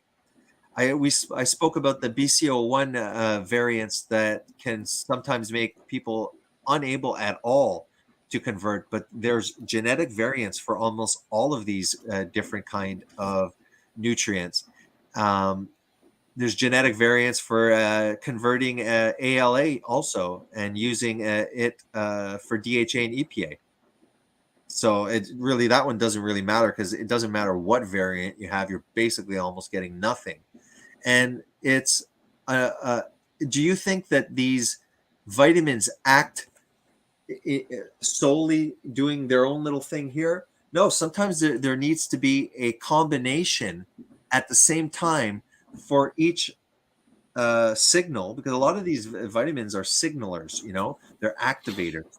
So a lot of these, if you're missing certain things, you're still not even getting the benefit. It's kind of like incomplete proteins. If you're not getting all the essential amino acids, you're going to have a hard time. It won't be as anabolic. You're going to be having a hard time. And we know that. I don't care what vegans say. You look at these frail vegans. It's like, sorry, it's anecdotal, but you guys are the influencers. You guys are putting the vegan diet out there, and you all look like frail, emaciated people, except for the fat ones. The fat ones, they just look fat. So you don't see the emaciation because, they're just filled out. They kind of look like the rest of the standard American fat people. Price referred to fat-soluble vitamins as catalysts and as activators, upon which the assimilation of all the other nutrients depended: protein, minerals, fats. In other words, without the dietary factors found in animal fats, all the other nutrients largely go to waste. So if we need these animal fats because they are catalysts and activators and they're non-existent, then all the other nutrients are largely wasted. We will be eating a vegan diet that will be highly supplemented with synthetic fossil fuel created and derived synthetic nutrients. Not D3. We'll be supplementing and fortified with D2. We'll be supplemented and fortified with K1, all of this. And then they're also going to avoid saturated fat like a plague.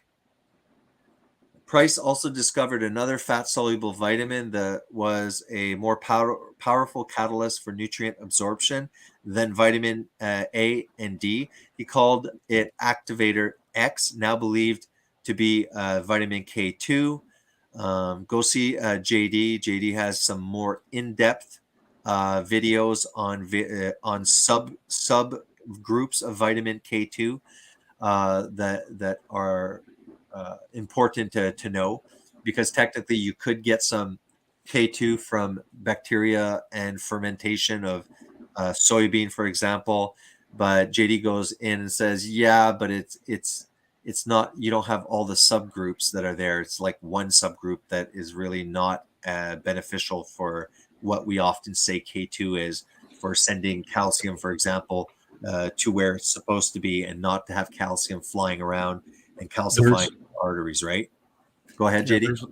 There's only been one of the versions of K2 that's ever been proven to benefit the bones and teeth. And so all of the other K2s have not been proven to do a damn thing.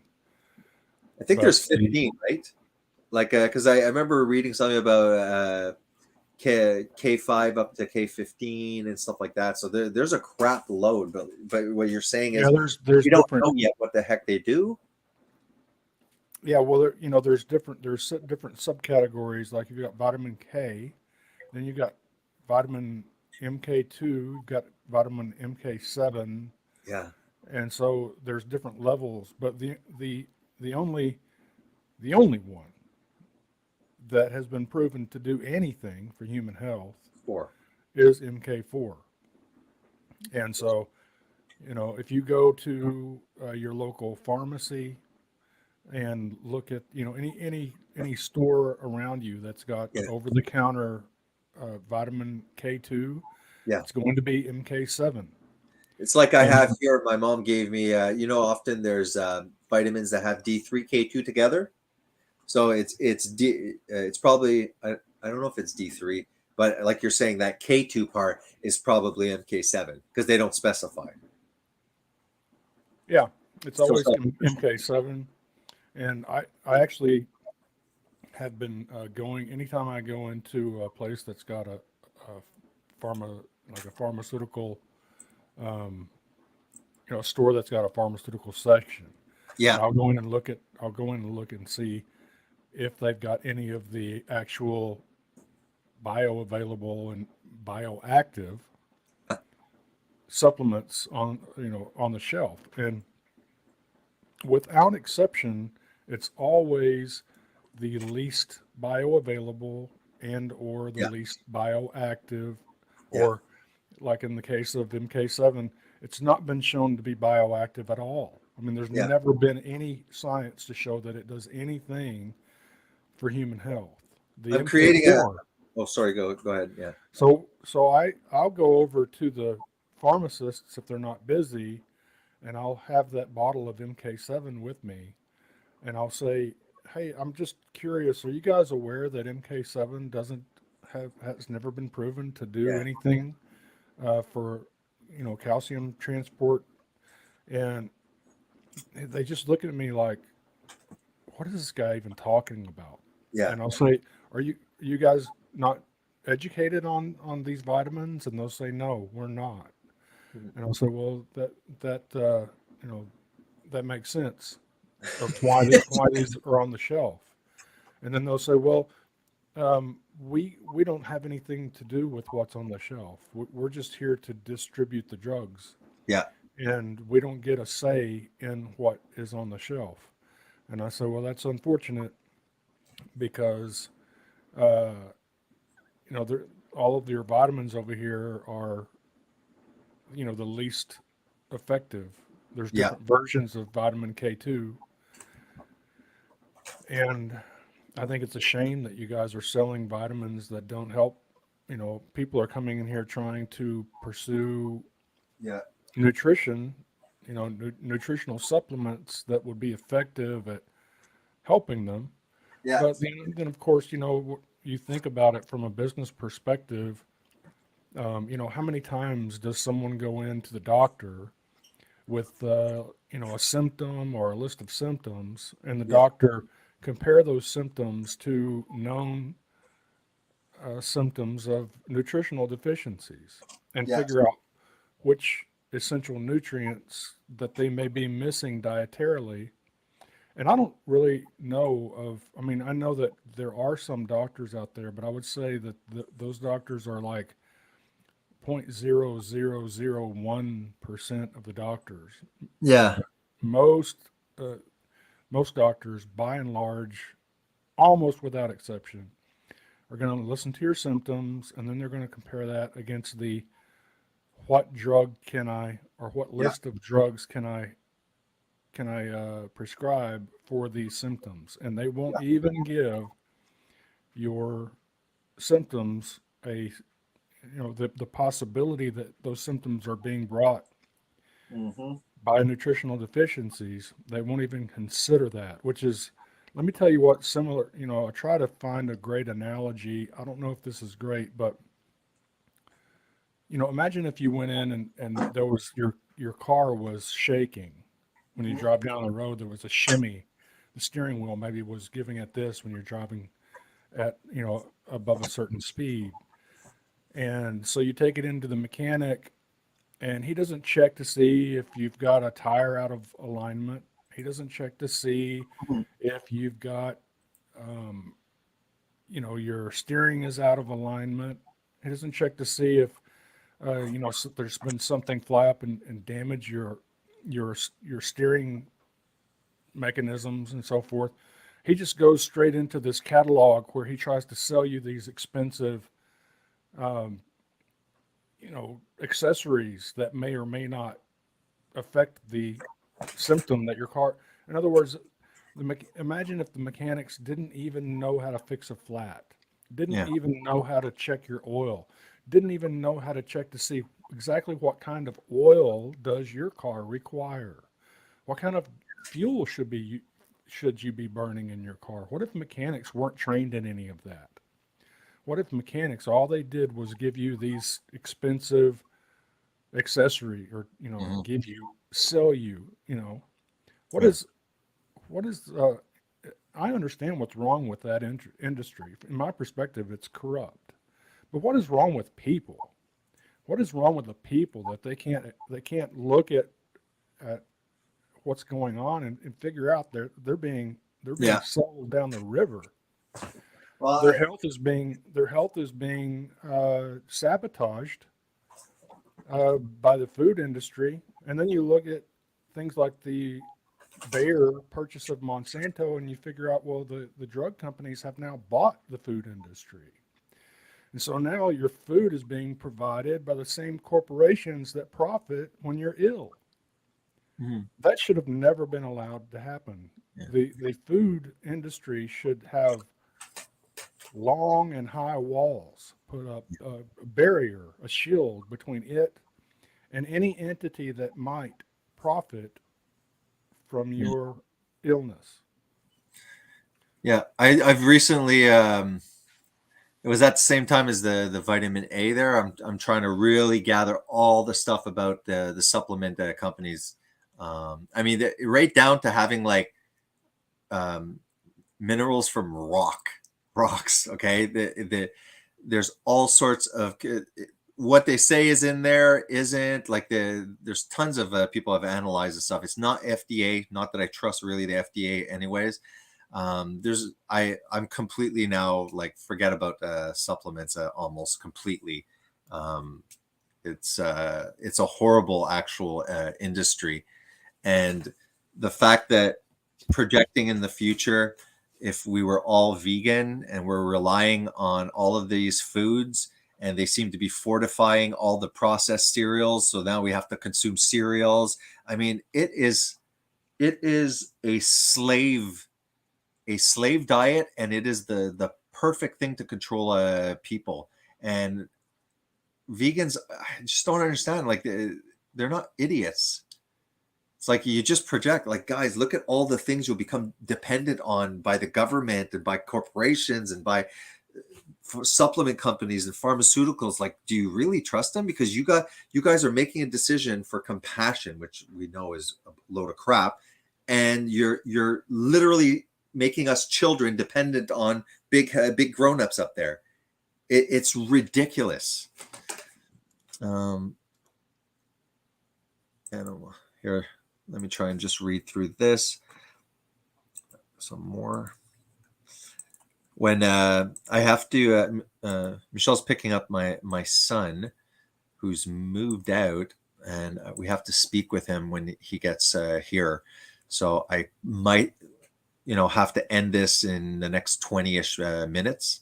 I don't know. I can jump back on perhaps, or I could leave JD on here share screening. It's up to you, JD, if you wanted to continue or whatever. We'll decide when they arrive. I'm share screening, okay, JD?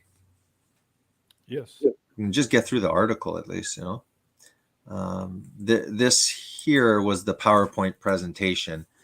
Let's maybe just go through it quickly. Nourishing tradition diets for healthy babies. I bet you could probably Google this, not search this on YouTube. I bet you'll see one of the videos is a live presentation of this. It says, what is a healthy diet? Goes through all the different stuff that people try. Fad diets, they tend to refer. Or is it the U.S. government official diet? FDA to retool food guide pyramid, citing consumer confusion. Designed to promote the products of commodity agriculture and resulting in an epidemic of obesity, learning disorders, and malnutrition. This is Weston A. Price. This is the Valleys in Switzerland. I think this is the ones that had all the dairy products and the rye bread. These are the primitive Swiss, and this is the abominations here that we could see. Can I make this bigger? I don't think I can. Oh yes, there we go. Is that bigger for you guys? Yeah. Yeah. Okay.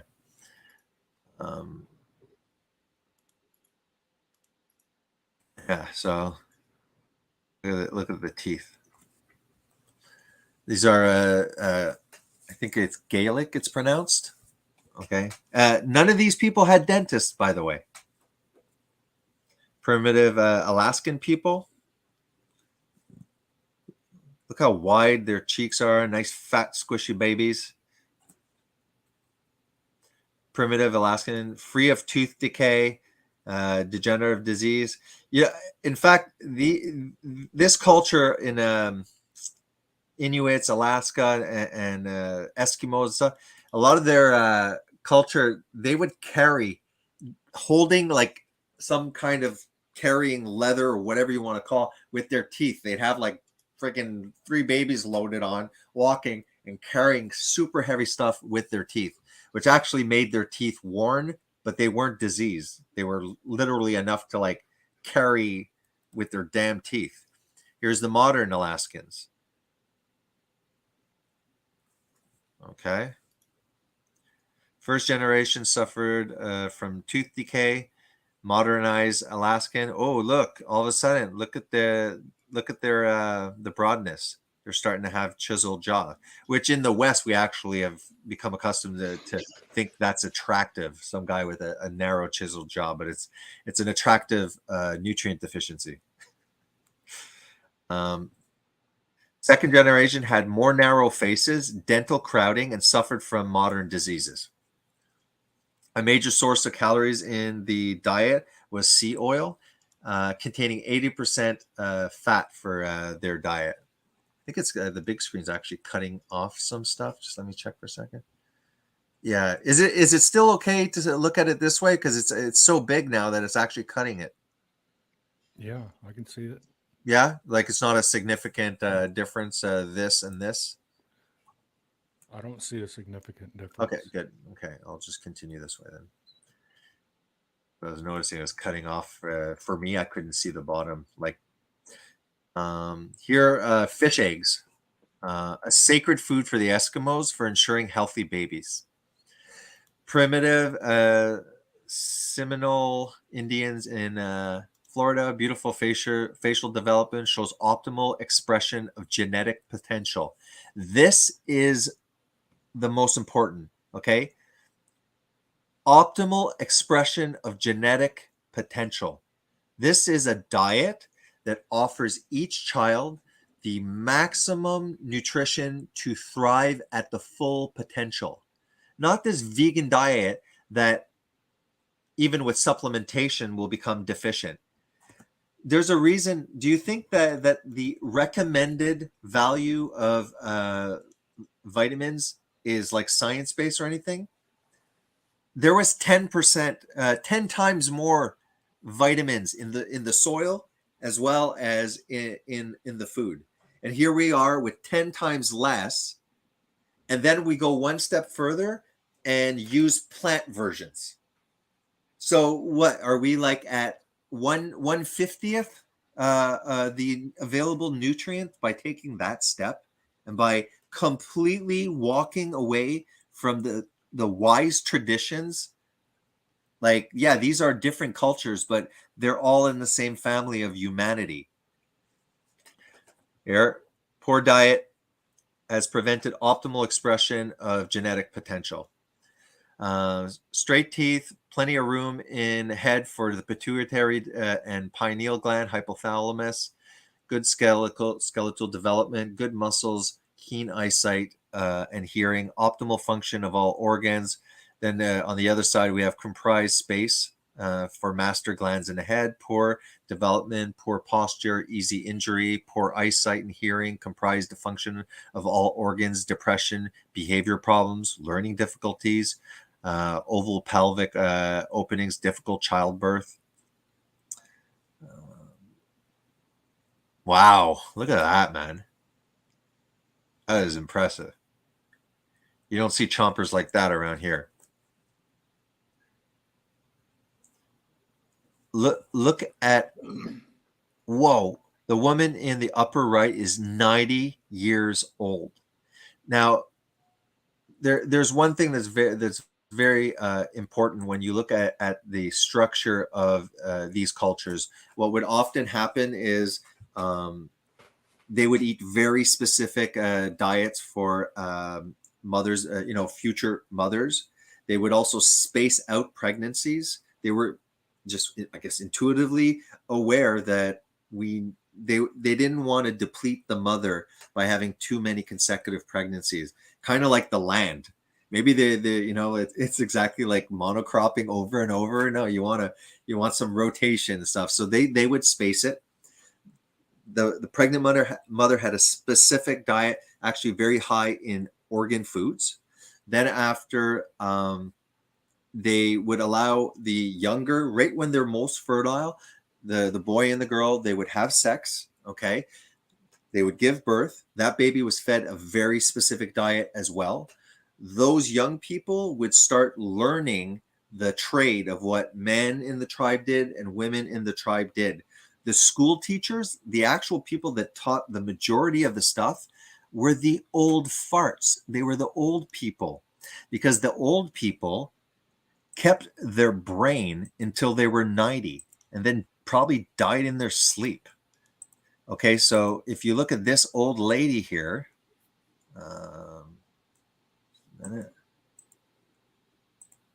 this old lady here that's 90 years old, okay, she has 90 years of wisdom to share with these little guys that are growing up, 1, 2. So the older people, okay, kept the wisdom because they had no modern diseases. They were the teachers. They were the people that passed on the knowledge and raised pretty much them. So there was a beautiful position. See, like for me, for example, I'm 43 now. I'm raising my granddaughter. Way more experience than when I had my actual children and I was a stepfather to 4 kids and stuff like that in my 20s. Like, what the hell did I know? And now I look back and it's like my parenting is completely different right now at 43. Imagine when I'm 60, when I'm 70, 80, and I have these young children and I'm the one imprinting all of this knowledge. While the 18-year-olds learn, of course, they have a relationship. That's their children. But the majority of the wisdom was passed on by this. Look at how screwed up our culture is. We're having our parents are becoming demented, sometimes in their 50s. Everybody in the hospital where I work, you just look, dementia, Alzheimer's. They're all demented. And They're all on statins. Imagine they're all on statins. Yes. And my father was a zombie, and the doctor had put him on 5 different brain altering things, from gabapentin, Seroquel, benzodiazepines, you name it, antidepressants, SSRIs. The guy was a zombie, and statins. And we had to wean him off of all that. He was a zombie. It was really horrible. I was like, what the hell's wrong? Like, what happened to this guy? So we weaned everything off, and the statins, and now he has zero effects. Like he's on no meds, and he's leaner because they do keto carnivore-ish kind of thing. Yeah, and they're doing, like, my mom lost 40 pounds and she ended up having spine surgery a month or 2 ago, 2 months ago. So thank goodness that she had 40 pounds less, JD, before I go back, did you want to share something before I go back to the article? No, you can go back to the article. This is just I wanted to show an example of the misinformation that vegans Yeah, are spreading out there. I think I share screened you, right? You can go. Yeah.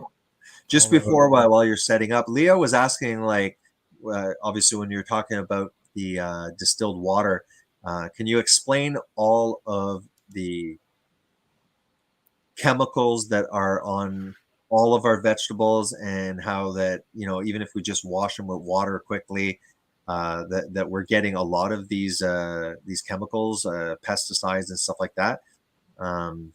You care to ask her? Like, she's wondering, like, well, okay, well, what the hell's wrong with potatoes? Why do we have to? What toxins are in there? Do you mind telling her? I listed those toxins already in Where? The chat. Oh, okay. So maybe I'm just I'm behind then. Do you mind just spitting out a couple on the list quickly Well, without are you you don't have to talking about just, are you Well, talking about in general?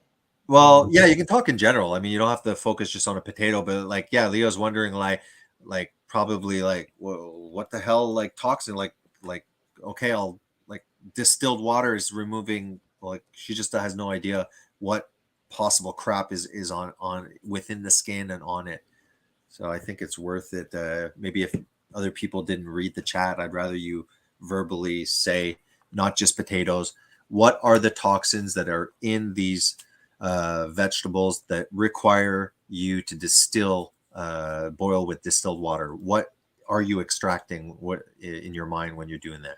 That's the question. Well, let me pull up something on the screen real quick. Okay.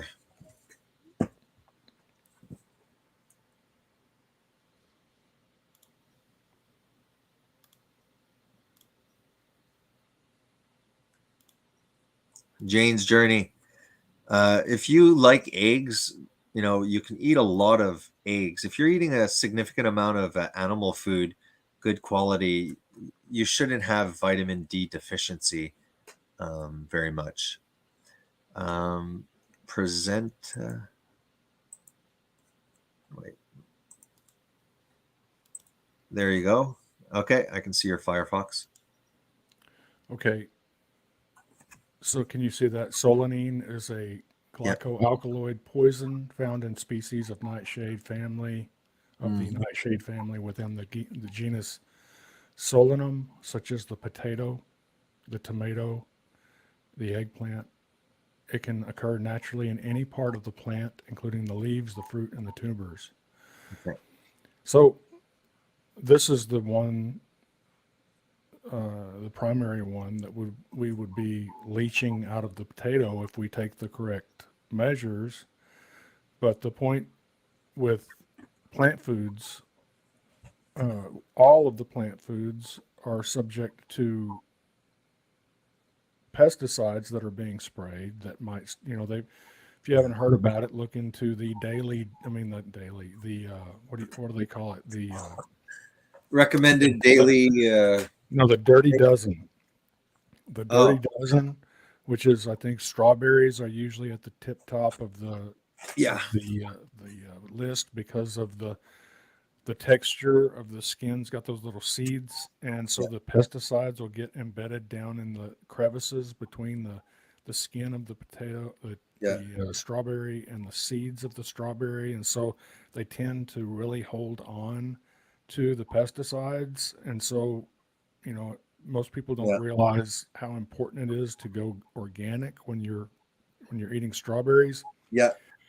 And so that's one issue, is all of the pesticides that they're intentionally spraying kills, lots of insects. It's actually causing a collapse in the ecosystem. Yeah. There's lots of insects that people just don't see around anymore, Yeah. and there's also lots of birds that are declining, actually moving towards complete extinction, because this constant Yeah. spraying of the pesticides is actually removing the insects that are on their menu. And so in order to keep the vegans, Yeah. keep them fed, we're destroying the environment and killing all of these animals. It's the most Oh no, hypocritical religion you've ever heard of. it's But crazy, dude. Here, even let me throw out just the 2023 Dirty Dozen list. It was strawberries, spinach, kale, collard greens, and mustard greens, peaches, pears, nectarines, apples, grapes, bell peppers and hot peppers, cherries, blueberries, and green beans. There you go. Those are the ones that had detectable, significantly high amounts of pesticide measured. Um, Here it says, according to the EWG report, kale and collard greens and mustard greens had up to 103 different pesticides on them. Okay. Yeah, 103 Uh, different ones. yeah. We're not talking about one or two. It's the most of any crop, and a whopping 101 pesticides were detected on hot peppers and bell peppers. Blueberries and green beans are new additions to the Dirty Daily Dirty Dozen, coming in at 11th and 12th, respectively. Nearly 80% of blueberry samples contained two or more pesticides. So, that's another reason to kind of think twice about eating all of the produce in a grocery store. It's like, if you can, just have a really big garden and eat seasonally and stuff like that, as much as possible, and then try and homestead if you can, or go see local farmers that are ethical, and you can assure what's going in a cow, right? That's pretty much it, JD. Yeah. Well, yeah. Yeah, And this, I'm good. We have a garden. Okay. Everything that we can get, I said, let's do it. And jar stew the tomatoes if you need. Um, we have all sorts of wild berries like currants, blackberries, strawberries growing and stuff like that. So, and we bought some like cultivated strawberries. So I'm just gonna make a like insane garden in our backyard, and we're about to order 24 chickens. Right, so we'll have like almost 24 eggs per day, and then from there we'll see about getting a ruminant animal like one and see how we can handle that.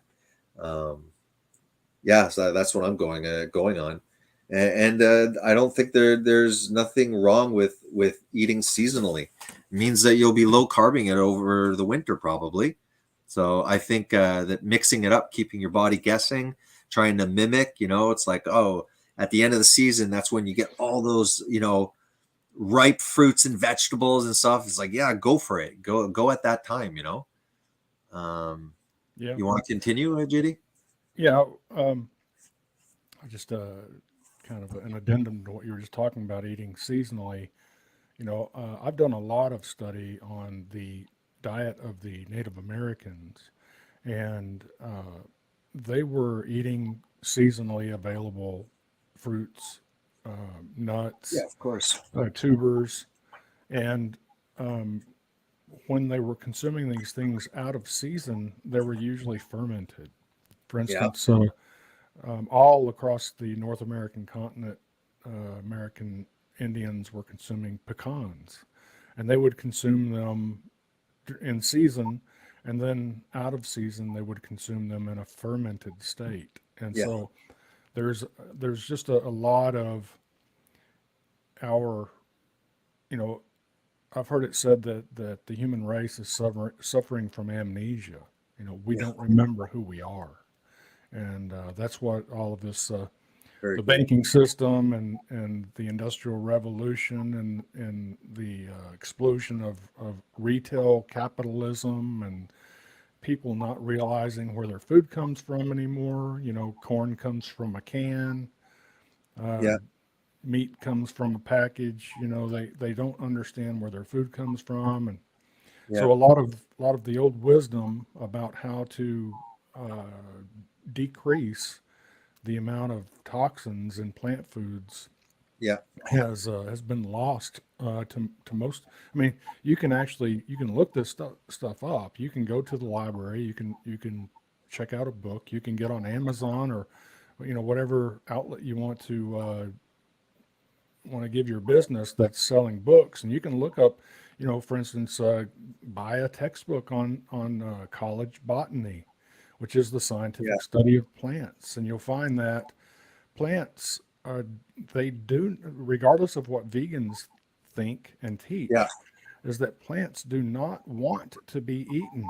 They're not here for you to eat. That's not why they're here. Yeah.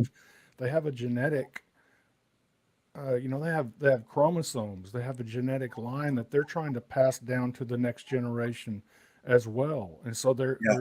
they've been blessed you know they've been blessed with characteristics that will protect them against predation. Yeah. And some of those characteristics might be like in the case of pecan, the hard shell. The hard shell's got to be overcome before you can get to the nutritious Yeah. portion of the pecan. Same thing with the cactus apple. Those Yeah. those big round cactus.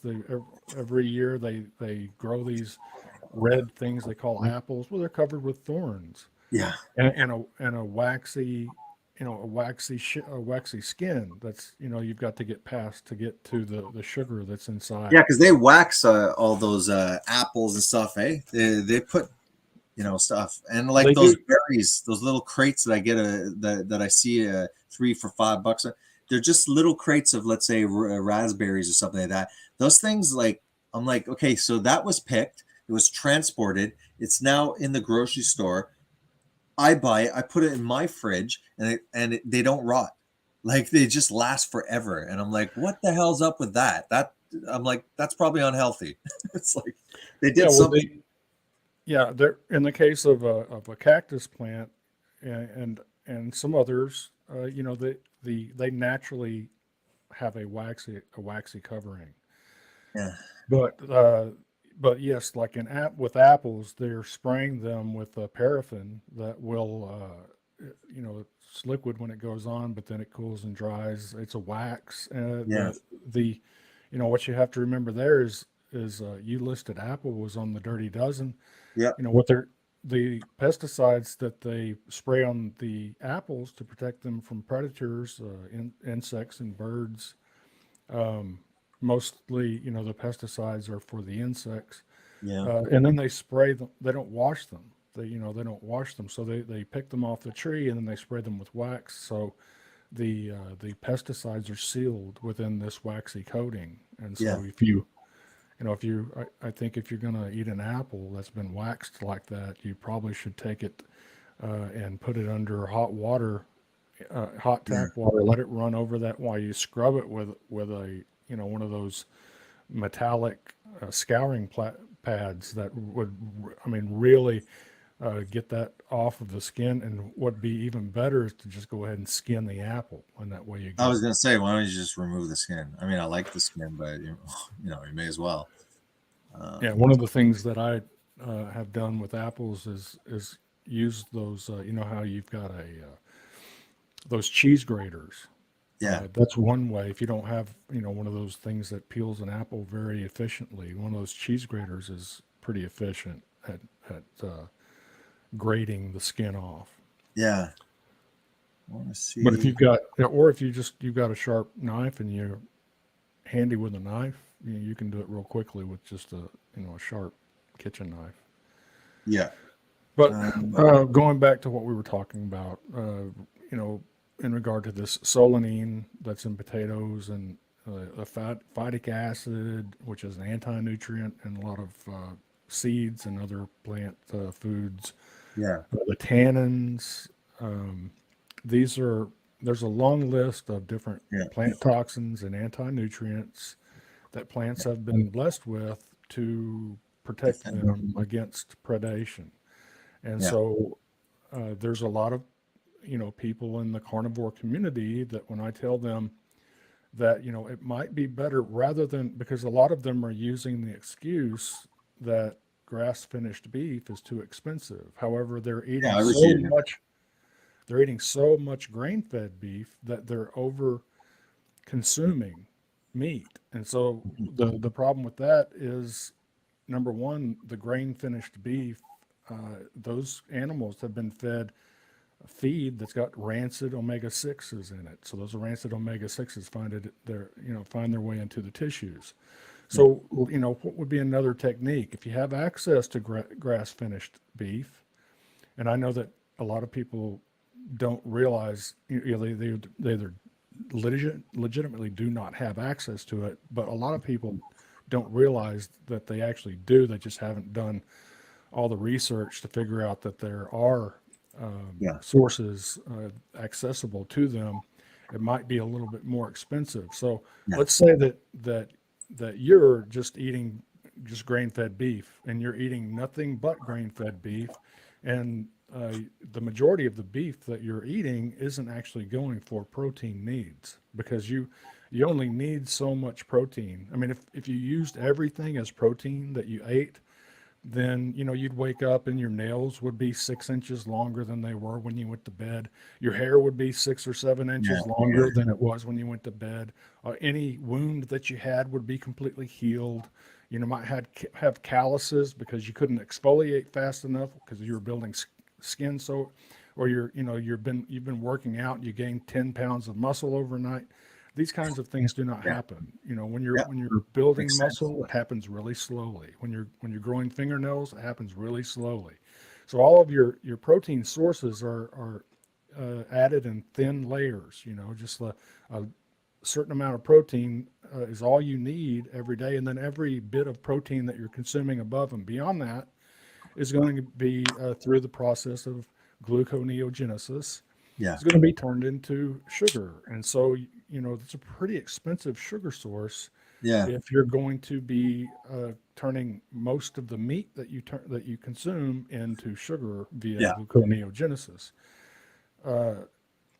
Now, someone like Bart K would say, "Well, that's not true. You're not getting a big insulin spike." Well, yeah, it's kind of a half truth what you're saying, Bart, because the gluconeogenesis is a slow process. You don't turn all the protein into glucose immediately, and so it's almost a time released source of sugar.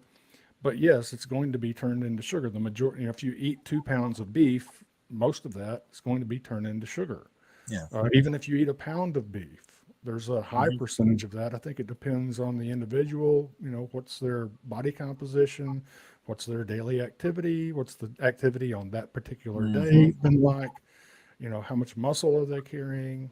Yeah. There's a lot of factors that can determine what percentage of the meat that you're going to eat is going to be turned into sugar. But if you're going to eat a big serving of meat, then a lot of it is going to be turned into sugar. And so let's say that person A is eating nothing but gargantuan amounts of grain-fed beef, and it's not the Yeah. best beef because it's got these rancid omega-6 fatty acids worked into the marbling of the beef. Yeah. And so that even today, even the grain-fed beef is not cheap anymore. It's expensive. And so let's say that person B is got the same amount of money in their budget for food, and this person is buying a smaller amount of beef, but it's all grass-fed. And then the money that's left over after they've got their protein needs covered was something like potatoes. He's taking those potatoes home and peeling them, cubing them, and boiling them in distilled water. Are the potatoes going to hurt you if they've not been boiled in distilled water?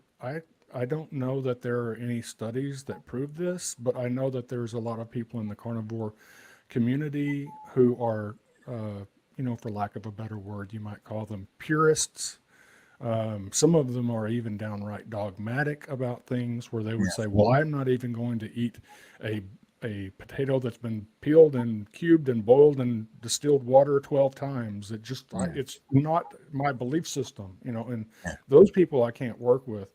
But if you're going to be scientific about it, then we want to be economical about it, and you want to try to get rid of all of the rancid seed oils out of your biology, then why not buy a little bit more expensive beef, get the grass finished, and then buy some organic potatoes, peel them and cube them, boil them in distilled water, and then your sugar source now, instead of having to buy expensive meat and turning that into sugar via gluconeogenesis, just try to calculate how much protein you can legitimately consume and use as protein, and then anything above and beyond that, make it a cheap starch.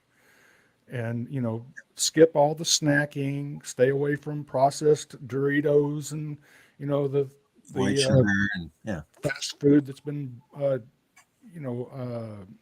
fried in rancid seed oils, and I think you find that the insulin burst that you're going to get from one or two meals in a day that includes a starch like that is not going to be enough to stop your fat loss or cause No, you to no, be exactly. Yeah. obese. Yeah. In fact, it might actually, I think that it would actually have a beneficial effect because there is something called insulin facilitated nutrient pass, insulin facilitated nutrient transport, where insulin not only stimulates glucose uptake into the cells, but things like vitamin B12, Yeah. things like Everything. Yeah. glycine, everything is better absorbed with a little bit higher insulin surge. Question. And Like besides like, well, you're kind of wasting that protein. It's not being used as protein. It's getting switched to glucose. So let's say somebody that is doing that, then it's not a bad thing to have, it's expensive. Like you said, forget the wasting thing, just physiological processes. If you're consuming, let's say, no carbohydrates, but you can consume the protein, there's a certain amount that ends up being turned into glucose that spikes your insulin. It would pop you out of ketosis for a brief period, and then you'd enter, right? Is that how it would be? Because remember you were saying like it's not good to, let's say technically, as well, especially for athletes, I completely agree. There's no point in trying to do that, but wouldn't that be a way of switching fuel pathways, and that's good, or it's not significant enough? I don't know. I don't know if my question was clear. I kind of just... Well, I think that the amount of starch or sugar that we can, it's just like with the meat. Yeah. You can't, over a certain amount of meat in a meal cannot be justified Yeah. by protein needs. It can only be justified if you're going to consume all of your calories as protein. Yeah. Then you have to admit that a large portion of that Is wasted as beef protein is going and to be switched. turned into sugar. Yeah, completely agree. And so, when I say, when we're talking about something like starch, adding starch Yeah. to the diet, you still have to stick with that principle where you're saying, I'm only going to consume the amount of starch that I can justify In your consuming, reservoir. because the glucose gets turned into glycogen. Glycogen is actually a kind of starch. And so this glycogen starch is going to be stored in your body as starch Yeah. in the muscle cells and in the liver. And the muscles, the starch that's stored in the muscles is not, as far as we know, there's no way that we know of where that starch can be released back into the bloodstream. Once it's been deposited in the muscle, It needs... that's where it stays until you work it out. Yeah. Until you burn it. The starch glycogen that's stored in your liver actually is there primarily for your brain, and it's time released, or it's divvied out, it's dealt out into the bloodstream as your brain requires it. Yeah. Can your brain burn a higher number of ketone bodies? Yes, you can actually adapt to a higher ketone body, but you can't. There's never been a study showing that the brain can run on 100% ketone bodies. What I read was there's 20% of the brain that must run on glucose. Glucose, yeah. But 20%, could be, 30%. From the liver, the liver can produce and gluconeogenesis enough to supply it. But what I had remember reading was 20% has to, and I remember reading the heart works only on fat as an energy source. The heart doesn't use, to my knowledge, carbohydrates. Before we get started, I do want to respond before she leaves. Jane's Journey. She goes, I have my vitamin D tested quarterly by my endo. It plummeted twice when I switched to a gel cap. In my opinion, the cheap oil carrier does not absorb versus tabs with dairy fat. Okay, this is my recommendation for you. I would be super interested if you tried this for the year, incorporating this, and then going without supplementation. Do not supplement anything. I want you to try and find cod liver in a can in its own oil. All right. And if you look at this, okay, this is half of the can. So there's a few, cod livers in there, and it's just pure cod liver oil. And there's a significant amount. And this thing's like not that expensive. I mean, you buy but you buy a bottle of cod liver that, like, who knows how long it's been there and stale and stuff like that. With this, you get a whopping, this is for half a can, okay? A whopping 420% of vitamin D in an absorbable D3. And you have a whopping vitamin A in retinol form, 450%. Screw those supplements, okay? And start incorporating this, once a week, JD? A can? Probably even just twice a week would be good enough, but let's say once a week. And the amount of omega-3 in this, I'm not sure why it doesn't show it specifically. It's 9 grams for the can. 9 grams. Okay, that is a wonderful amount. That is a big amount of omega-3, especially to try and correct our omega-6 to 3. Because even when we're trying, guys, I guarantee you that you still have a significant amount of stuff sneaking in here and there of seed oils or omega 6 in stuff. So, Jane, please respond if you're still here. Go find cod liver in a can. Hell, order it online if you have to, and start using this as your supplement, which isn't a supplement, it's food. So eat this food so you do not rely on these stupid supplements.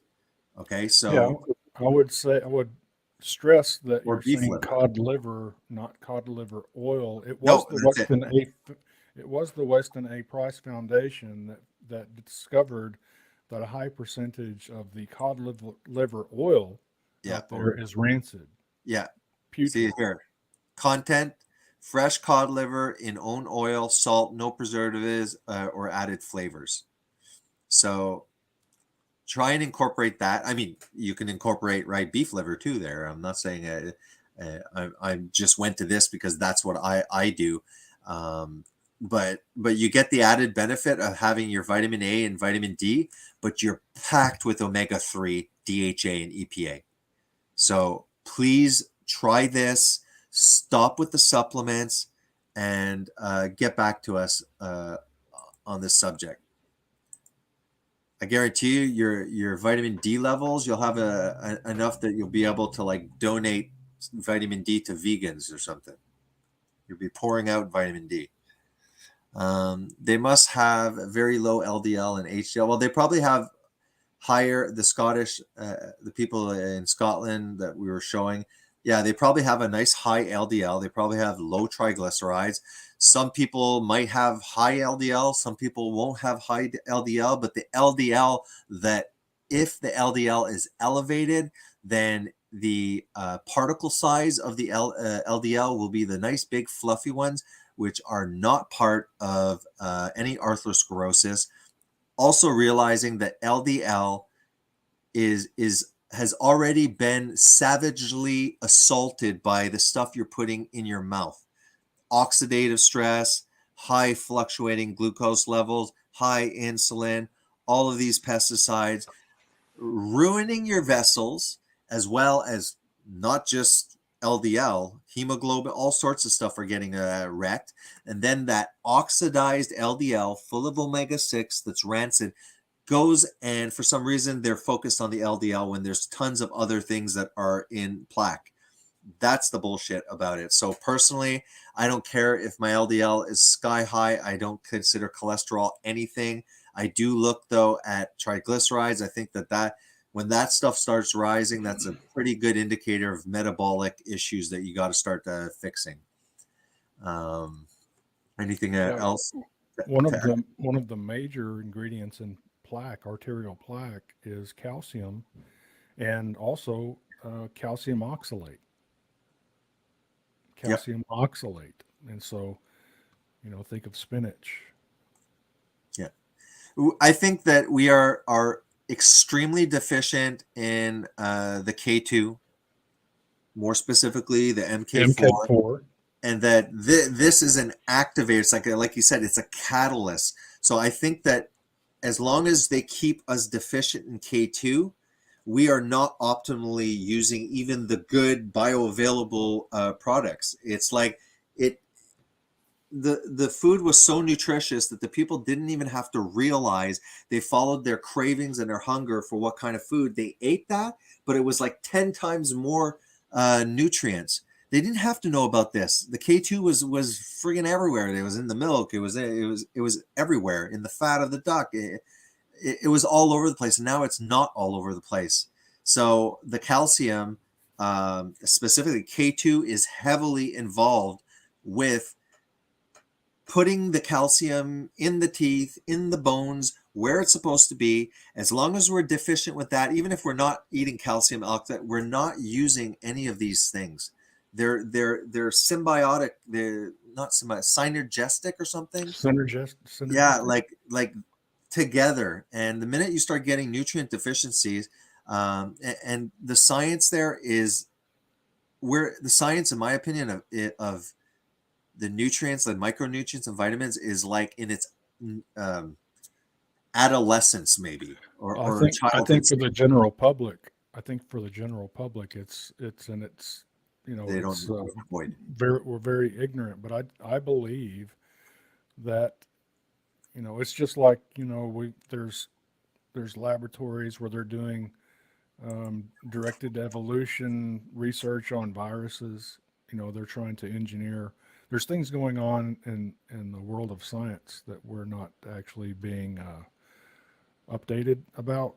And Yeah. so I actually think that the fact that K2 MK4 has been engineered out of our diet is, my personal belief is, because they know that, and they've known for a long time, that we require vitamin K2 MK4 in order for that calcium to be escorted to the bones and teeth where it's supposed to be.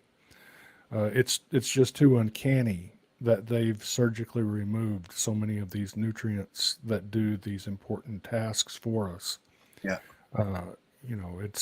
It's just too much of a quinky dink that Yeah. they've surgically removed those specific ones, and then surgically inserted things like rancid omega-6s, Yeah.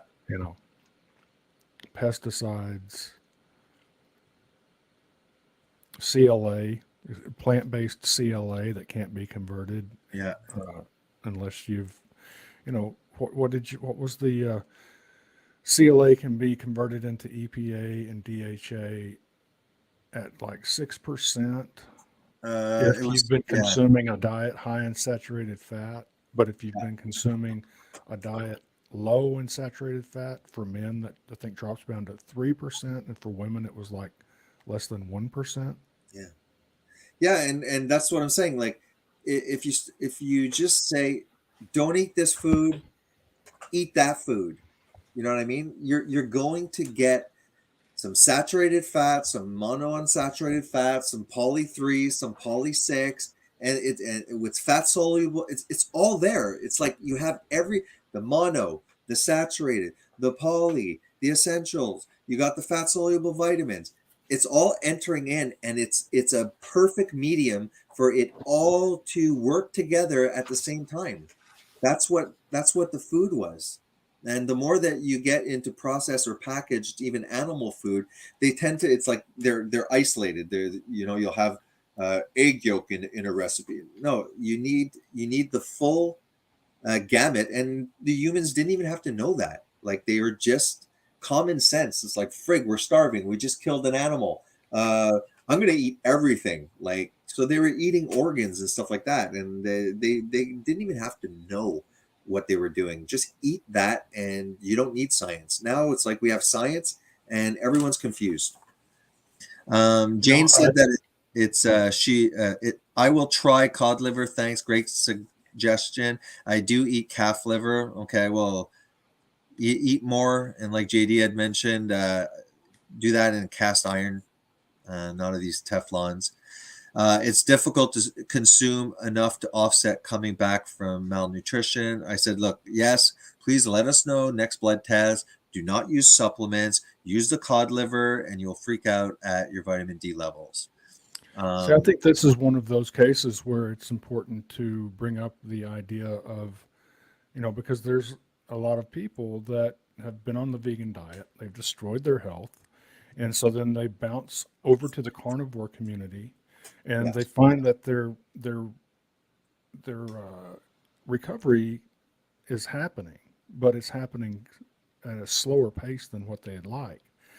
Now, I think if they hadn't have gone completely carnivore and they had focused on consuming limited amounts of starches with things like liver, like imagine if you were consuming just liver. Well, you're not going to get much of an insulin response from just liver, and so the insulin facilitated nutrient transport is going to be, it makes sense, would be truncated. It would be not as profound as if there was an insulin response with that meal. And so Yeah, it makes sense. if you've got a bunch of nutrient deficiencies like B12 and et cetera, the things that are really Yeah, high in beef liver, and you want to speed up the recovery, then I think the way to speed that up is to consume things like potato starch with your beef liver, and that way you're going to get a much greater insulin response. Yeah. And yes, if you were eating the standard American diet before that, and you went to veganism originally because you were obese and you were looking for some way to lose weight, well, the reason you became obese wasn't because you had some potatoes one time with some liver. The reason you were obese is because you were consuming sugar and starch like 18 times, throughout the day, and then consuming that with rancid seed oils or plant sourced CLA that doesn't do anything but just add calories. You get away from the standard American diet, and and then you try veganism, you destroy your health, and then you bounce into carnivorism with absolutely zero carbohydrates. Yes, your body can make sugar out of the excess protein that you're consuming. You can supply your brain with that 20% of glucose that it needs with gluconeogenesis, but are you going to be able to recover nutritionally with all of these insulin responses that are very, very, very, very shallow? Because That's a great no. That is a very, very good, not like argument and stuff like that. That makes a lot of sense. It's like, there's nothing like insulin is the one that knocks at the door and opens wide, right? And it makes sense what you're saying, that okay, now you have all of these nutrients because you're carnivore and you're eating the fat and you're full of it, but through gluconeogenesis you're opening the door like that. Instead of like, no, let's put some starch in there, open the damn door, and it's going to close pretty damn fast too, because you're not continuing. I think that no one can really argue against that. That makes like perfect common sense. It's like, again, you're wasting nutrients, right? You're wasting the vitamins that are flying around the blood that never opened the door. And where does that go? Well, the water soluble go out there.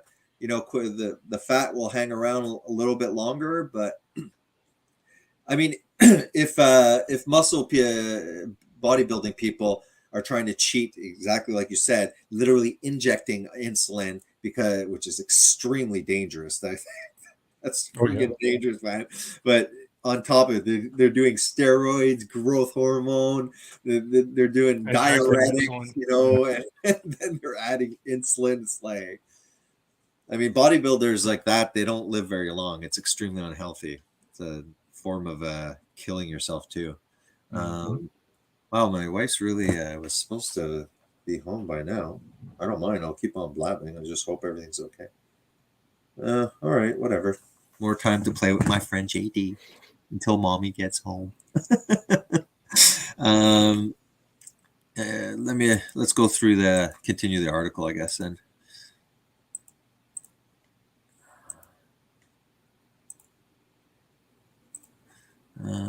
Let's just slide through these pictures. So, yeah, okay, this there, I don't need all of these observational studies or these randomized control studies. This is not, this is each person's anecdotal. Well, you know what? They were all amazing anecdotes. Food of the self. Oh yeah, no, these anecdotes actually did make it into published studies by. Well, Weston that's what I'm sure. Price. He must be in a, this must somewhat be in scholarly articles. Yeah, this was all published. These were studies. You know, I'm gonna go find them. these are excerpts out of the studies. Yeah, because Jeffrey downplayed that, eh? I was talking about, yeah, I've heard of that, but it's like, yeah, exactly, because this stuff slaughters your ideology. It completely, it's like you see this and then you're like, you guys want to do exactly the opposite. So yeah, they're I don't think they're fans of it. Of course they're not, because No. it proves the nutritional part of their ideology. It just Yeah. completely destroys it. Yeah. So here you go. First generation suffered from tooth decay. They went from this to that. Good job. Modernized. Let's look at the faces. Not a lot of pictures, but again, look at the narrowness. See, look how narrow it is. That's not like humans are different genetically. Oh, you look like your father. No. This is what we literally would call a skull deformity. Your skull has not developed to its full potential, and this is to a certain degree very much in our Western society. Had narrow faces and modern health problems. Look at these thing here. Modern versus traditional facial structure. Do you see the size of this little guy? Look at how full and wide it is. This one, chiseled, very narrow. Like then you wonder why you can't fit your wisdom teeth in. But it makes a lot of money for the dentist. Dentist like lives on wisdom teeth. Typical dental deformities. The facial bone. Do you see the drastic change in the skull? This is one eating all the organs, the animal foods, and this is the one avoiding the saturated fat, avoiding all of the cholesterol, therefore avoiding all the nutrient, fat soluble nutrients. It doesn't even look the same at all, eh? It's impressive. So you see this there? They know what he did, and they know what he did. That's the end of nutritional science for me. This and this. Got it. Understood. I don't need your stupid study. I don't want anything to do with your observational study. Nothing to hear about LDL bullshit. Sorry for swearing. Diet included whole, raw, Jersey milk, butter, cream, shellfish, fish eggs, meat, broth, fruits, and vegetables. Boom. There you go. I mean, me, it's mostly, I eat a lot of butter, a lot of cream, a lot of eggs, meat. I don't eat a lot of meat. Like this idea of like consuming like 150 grams, like meat fills me up. Like I'm good with one steak and that's it. So I don't know, maybe other people can just gorge down meat. For me, if I would measure it, I'm definitely not over consuming meat. Normal facial development. Typical Central American diet includes raw goat milk, seafood, organ meats, insects, cheese, rice, and beans. And I'll tell you one thing, this is not what they're living on, rice and beans. This is part of all the other, what we would call real food. That's the real food. Modern children, look at, well, that's really bad there. But start looking around. Look around and look for people with full faces, wider jaws, and ask them, oh, so, like, what do you eat and stuff? I wonder what they'll tell you. Tooth decay and baby teeth. Holy crap. That's what happens with vegan babies. Every traditional diet contains animal foods. fish and shellfish, including organs, oil, bones, heads, etc. Weston Price found the best bone structure among those eating seafood. Birds, chicken, ducks, geese, including organ, fat, and skin, red meat, beef, goat, sheep, game, etc., with organ meats and fat preferred. Milk and milk products, eggs, reptiles, insects. Okay? Every single tradition contained this, okay? And here, vegans want to make us go completely plant-based and eat fortified, non-absorbable, if not harmful, supplementation fortification from crooked large corporations. Here you go, everyone. We want to ban chickens in the backyard. We want to ban any possible aspect of animal food. Please give us our supplements. Give us our Beyond Meat. It's like, come on, Cargill. We trust you. We want to rely only on your proteins. Freaking idiots. The origins of the modern low-fat, high-fiber vegetarian diet. So I bet you this is from the graham cracker guy, and this one's from Kellogg's, the Seventh-day Adventist. So Graham advocated a whole grain vegetarian diet to promote chastity and curb lust. Preached that excessive sexual disease caused Sexual desire caused disease. Then you have Kellogg's cornflake guy. So he's a Seventh-day Adventist, which is a Christian cult, who promoted a high Graham fiber. was also a Seventh-day Adventist. Who? Sylvester Graham. All of those. Both of them. Graham, Kellogg, and Post. Nice.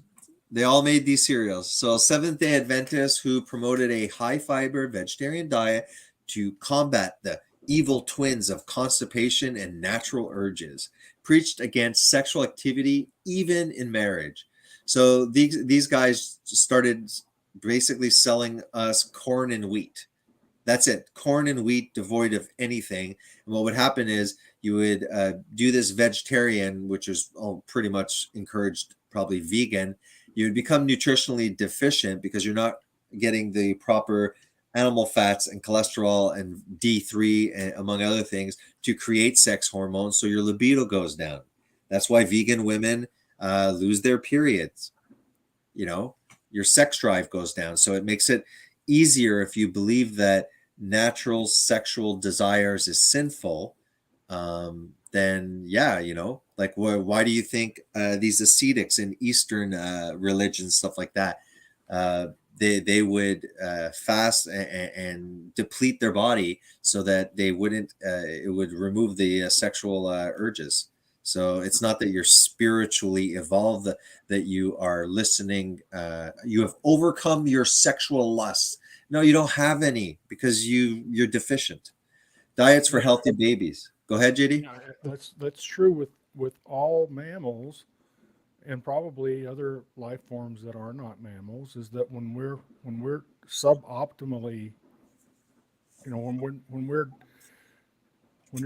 deficient in important nutrients, then we're not going to have much of a libido. We're not going to have a sex drive, because why would you? I mean, if you've I use my brother as an example. My brother was born with spina bifida. It has affected him. It affected my whole family in a very, very profound way. Yeah. And we know now that spina bifida is a birth defect that's triggered by a folate and or vitamin B12 deficiency. My mother was probably one of the first generations where they really started hammering home this plant-based diet. And,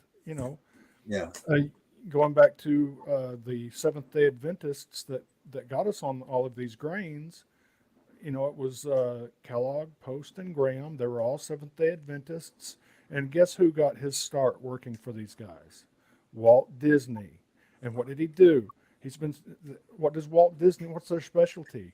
Anthropomorphizing human prey animals, making us think that deer and rabbits are people, so that we don't want to eat them. Go back and watch Bambi, but watch it this time with a critical eye, and watch that part where those evil hunters go into the forest and all the poor little big-eyed, cute little animals are running away. And Bambi looks up at his mother and says, what happened? Why did everyone run away, Mommy? And Yeah. she looks at him and she looks around and then she says, man. And it's like, ooh, man is evil. And so they've demonized human beings. They've anthropomorphized animals. So now, I can't remember who it was, the old quote, in any culture that worships animals, human beings will be sacrificed. And so that's really Very the well world said. we live in now, where we're worshiping animals and we're sacrificing human beings. Yeah. Yep. It's just a minute.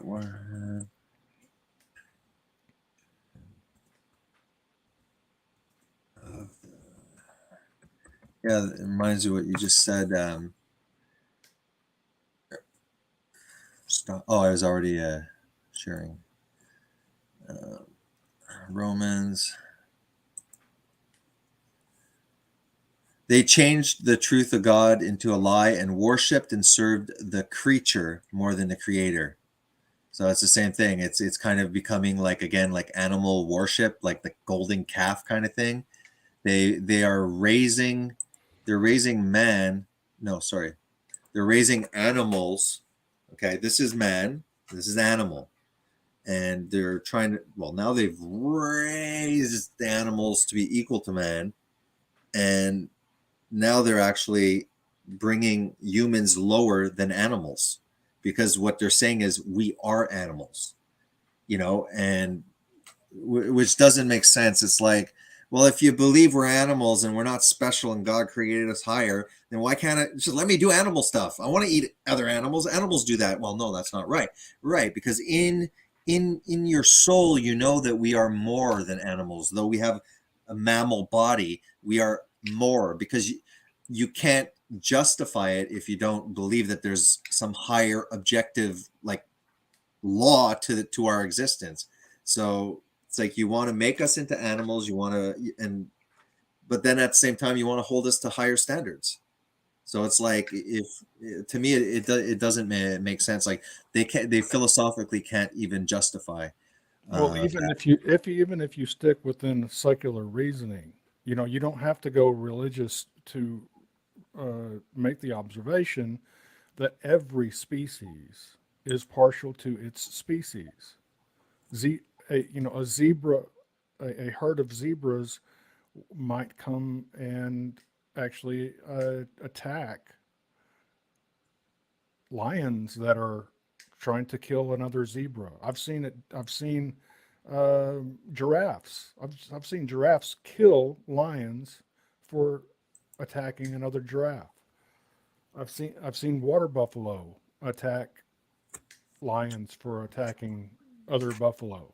You ever see a badger? Badgers, Yeah. like attacking. Like, Badgers they go for the nuts. Even lions don't like to mess with badgers. But Yeah. They go for the nuts. I'm trying to find, actually. I'll shut up and let you talk. I'll just try and find one of the badger ones that I saw. Go ahead. Continue talking.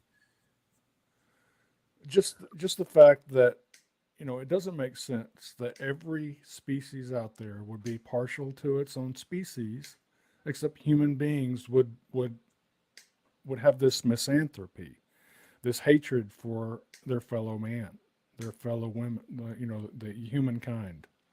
Why would they? I mean, it doesn't make any sense. It doesn't make sense from a religious standpoint. It doesn't make sense from a spiritual standpoint, or from just a secular species science perspective. No animal out there is partial to other species. Yeah. In the way that the vegans want us to be partial to other species, and the vegans are not consistent. It's wrong to kill a deer with the intention of eating the deer. It's right to kill a deer as long as you don't intend to eat Sorry, it, I'm you trying intend to. to protect the corn that you're going to eat. Yeah. It doesn't make any sense. And No. look, we know that they're weaponizing food too. They're making like a medical eggs. They're making spermicidal corn, and we know everything. You know, corporations are centralizing and joining into like very few, like 4 companies that own the world, kind of thing. They're pushing it. They're pushing out the little guys, and then after they're gonna create products with whatever the hell they want. And I don't trust them. They can alter food. Look, most of our medicine freaking comes from the plant kingdom. People don't understand that. They don't even know. They think there's a synthetic. No, the majority of this stuff is all like from plants. You know, like we use rocuronium as a paralytic agent to literally paralyze patients during surgery. That comes from pancuronium. That was like literally a plant that they'd throw darts and you'd literally be paralyzed. Most of them come from plant derivatives. So don't tell me that these psychopaths, once they have the monopoly of what the food chain is, are not going to be weaponizing the food and putting. They could put lithium in our crap to dull us down. It's like people do not realize they're walking towards a cliff, and the vegans are the ones playing music in the front, dragging everybody. Playing music in the front, and then they're behind us trying to shove us in that direction. Yeah, and everybody else is so stupid and dumbed down and not interested in it. They don't even realize where they're headed. They think we're fanatics when we start talking about it. Like people are like, it's just they're not interested. It's not a topic that they're interested in, and it's like the best I might get is, well, I follow the science. I'm like, yes, I understand you worship scientism. Fine. It's like you follow the science. What the hell does that mean? You're waiting for the next social media article that says expert says? What that means is that they worship authority, because none of the people that say that are scientists. None of the people that say that read the studies or read the entire study. They don't look into who funded the study. They don't look into how the study was designed, how bias was in how how bias affected the study. They don't worship the science. They worship authority, and they worship scientism, which is just like the marketing of biased so-called science. Yeah. You want to look at this badger? Do you see? I'm sharing the screen. Yeah, I can see that. I don't know if it's the one that I saw there, but let's. You can't make these bigger. When you're thinking about the most. All right, good enough. If there is a title for the most badass animal in the world, honey badger might be one of the candidates for that title. According to Guinness World Record, honey badgers are the most fearless animal in the world. They just simply don't care. Despite only measuring about 3 feet long and weigh about 20 to 35 pounds, they will pick a fight against much bigger predators such as hyenas and lions. They have tough and thick skin that lets them to attack even when held by the neck, and they're essentially immune to snake venom and scorpions, and even porcupine quills wouldn't stop them. They are omnivorous, and they got their name from their habit of feeding on honey and honeybee larvae. They are also known to prey on snakes, small mammals, insects, and birds. Honey badgers can be found throughout most of sub-Saharan Africa, Saudi Arabia, Iran, and Western Asia. They can adapt to a variety of conditions, from warm rainforest to cool mountains. If there is a title for the most badass animal in the world, when you're thinking about the most ferocious animals in the world, most likely big carnivores like lions. Yeah, I want to When see you're thinking about the most ferocious animals in the world, most likely big carnivores like lions, crocodiles, wolves, and tigers come to mind first. After all, they are the apex predators, sitting on top of the food chain. But when it comes to aggression, wolverines might be gunning for the top spot. Their appearance resemble a small bear, but they're actually the largest member. Yeah, honey badgers don't give a shit if you're a lion.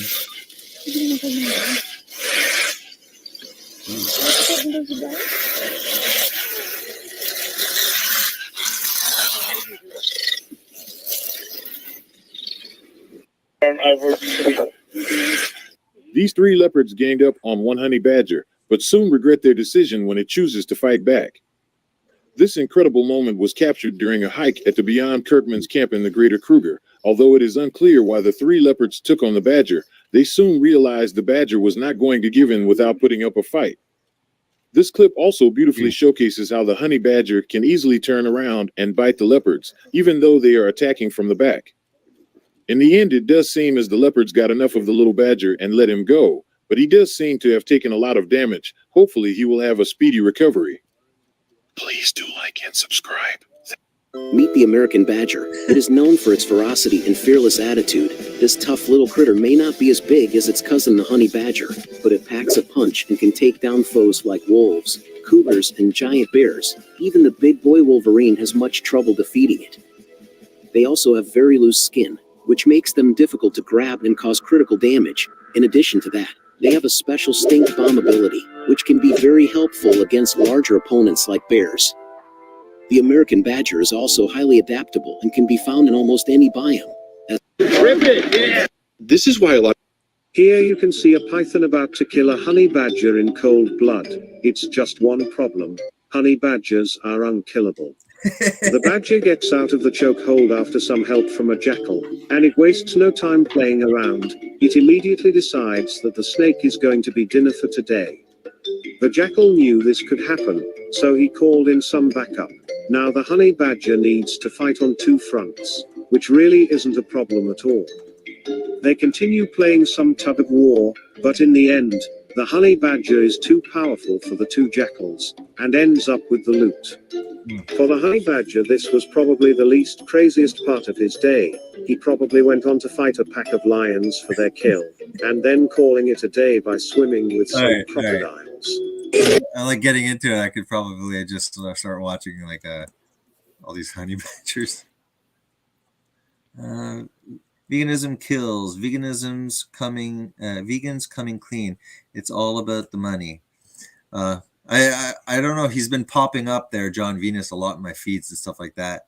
And yeah, he was talking about how much, man, he was funded when he was vegan and stuff like that. I guess now he's jobless and stuff like that. And people keep on telling him, it's like, dude, just get a job anywhere. Like, get a job, like, and then move your way up. I don't know. I think this guy was used to just, being a YouTuber and just like having all this money pile in and stuff like that. But just briefly look at him. I like that he's talking against veganism, because that's important. Any ex-vegan talking against it is one of the most powerful tools. Do you agree with that? Yes, It's extremely bad. Yeah. The battle against veganism is heavily reliant upon those who have tried it and been bitten by the snake. Yeah. Yeah, it's very there. Share. I'm just going to continue jumping through this. So diets for healthy babies, sacred foods for the whole family, healthy fats for optimal development. Just say no to industrial food-like substances, honoring our healthy gut flora, real milk versus soy juice, bean juice, and grains, ban or blessing, and weaning diets. Primitive diets contain 4 times the calcium and other minerals and 10 times the fat-soluble vitamins as the American diet. So no, okay, I refuse to let go of my omnivorous diet that it is 10 times less nutritious than it used to be, to end up going on a plant-based diet with almost no fat-soluble vitamins. And if they are, they're in these weird plant forms that need to be converted through biological processes, and that some people have genetic variances or illnesses or health conditions that will affect also.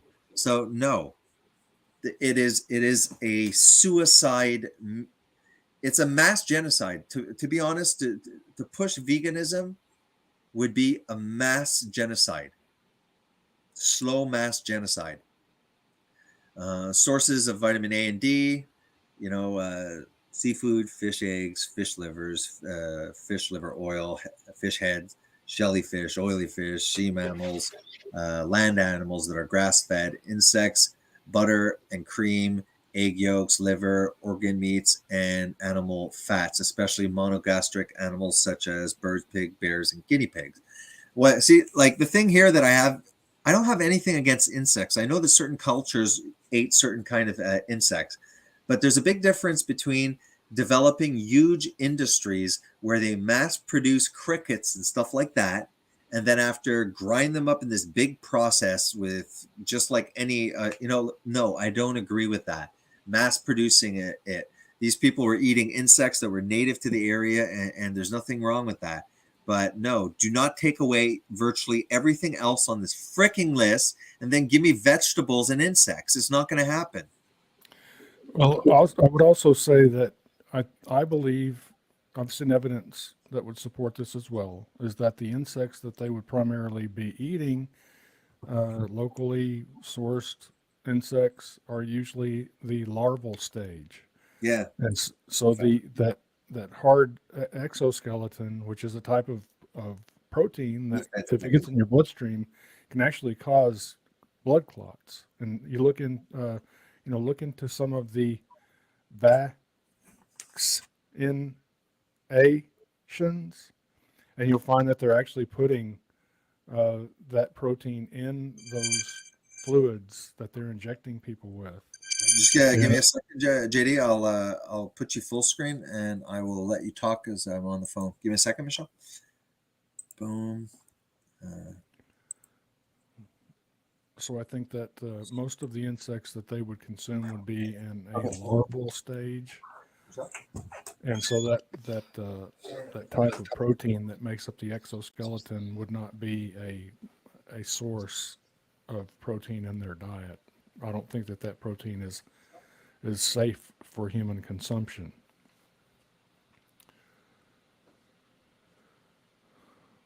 That's about all I had to say about that. So I'm not sure how long Jason's going to be gone here. I did want to show Carson, aka Reasonable Vegan, but we never did get to share the screen. He was actually claiming that B12 was a bacteria. I think the first time I heard any vegan make that false claim, that was Freely, the banana girl. I think she's the first one that told that lie. And now I think that there's a lot of vegans that either aren't really interested enough in the facts in order to, do their research. Do they care about the animals? I would say probably not, because if you're sincere about about caring about the animals, then you're going to do the research. You're going to actually get up off your lazy butt and learn, about all of these things, like what is B12? Well, is it the cyanocobalamin that's created by bacteria? Yeah, that's a type of B12. Is cyanocobalamin bioactive in human beings? Well, no, it's not. Can it be converted into methylcobalamin, the human bioactive version? Not very well. It's very poorly, very, very poorly. I think the conversion rate, the bioavailability of cyanocobalamin is about 6%. And so, it makes sense that vegans, even if they're supplementing cyanocobalamin, they end up being deficient in vitamin B12. But vitamin B12 is just one of a very long list of nutrients that vegans find themselves deficient in. However, they, some of them will go to a doctor and they'll get a serum test, they'll get a blood test to find out whether or not they're deficient in something like B12. Well, these B12 tests, they test for cobalamins, but they might be registering cyanocobalamin, which is going to register on the test as B12, but it's not a bioactive type of B12. So these are pseudo vitamin B12s. And so they'll show that an individual is not vitamin B12 deficient. However, they're going to a doctor that's not actually doing the tests that differentiate bioactive B12 from non-bioactive B12. And if it's bioavailable and making it into the bloodstream, but it's not bioactive, then it's best case scenario, it's not doing anything for you. Worst case scenario, like in the case of B12, the non-active versions can actually lock into the B12 receptors and occupy that space, but they can't do what the bioactive methylcobalamin does. So it's actually a double whammy of harm. You're not only deficient, but now you've got all of your B12 receptors blocked. There's no, even if there was bioactive methylcobalamin coming into the system, it can't find a seat because there's no open B12 receptors. They're all taken by the non-bioactive version of B12.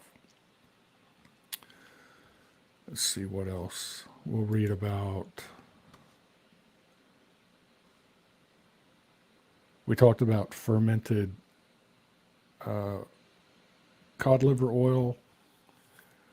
The Weston A. Price. This is cod liver oil and cod liver, two different things as far as the product that you can purchase. The Weston A. Price Foundation has recently received several inquiries about the possibility of rancidity in fermented cod liver oil. After conducting our own due diligence, we have concluded that these concerns are unfounded, they say. Markers of rancidity, Green Pasture, the manufacturer. Let me see if that was in February 23rd of 2015. All right, I'm back. Sorry. Thanks, Jay, for keeping the stream going. Yeah.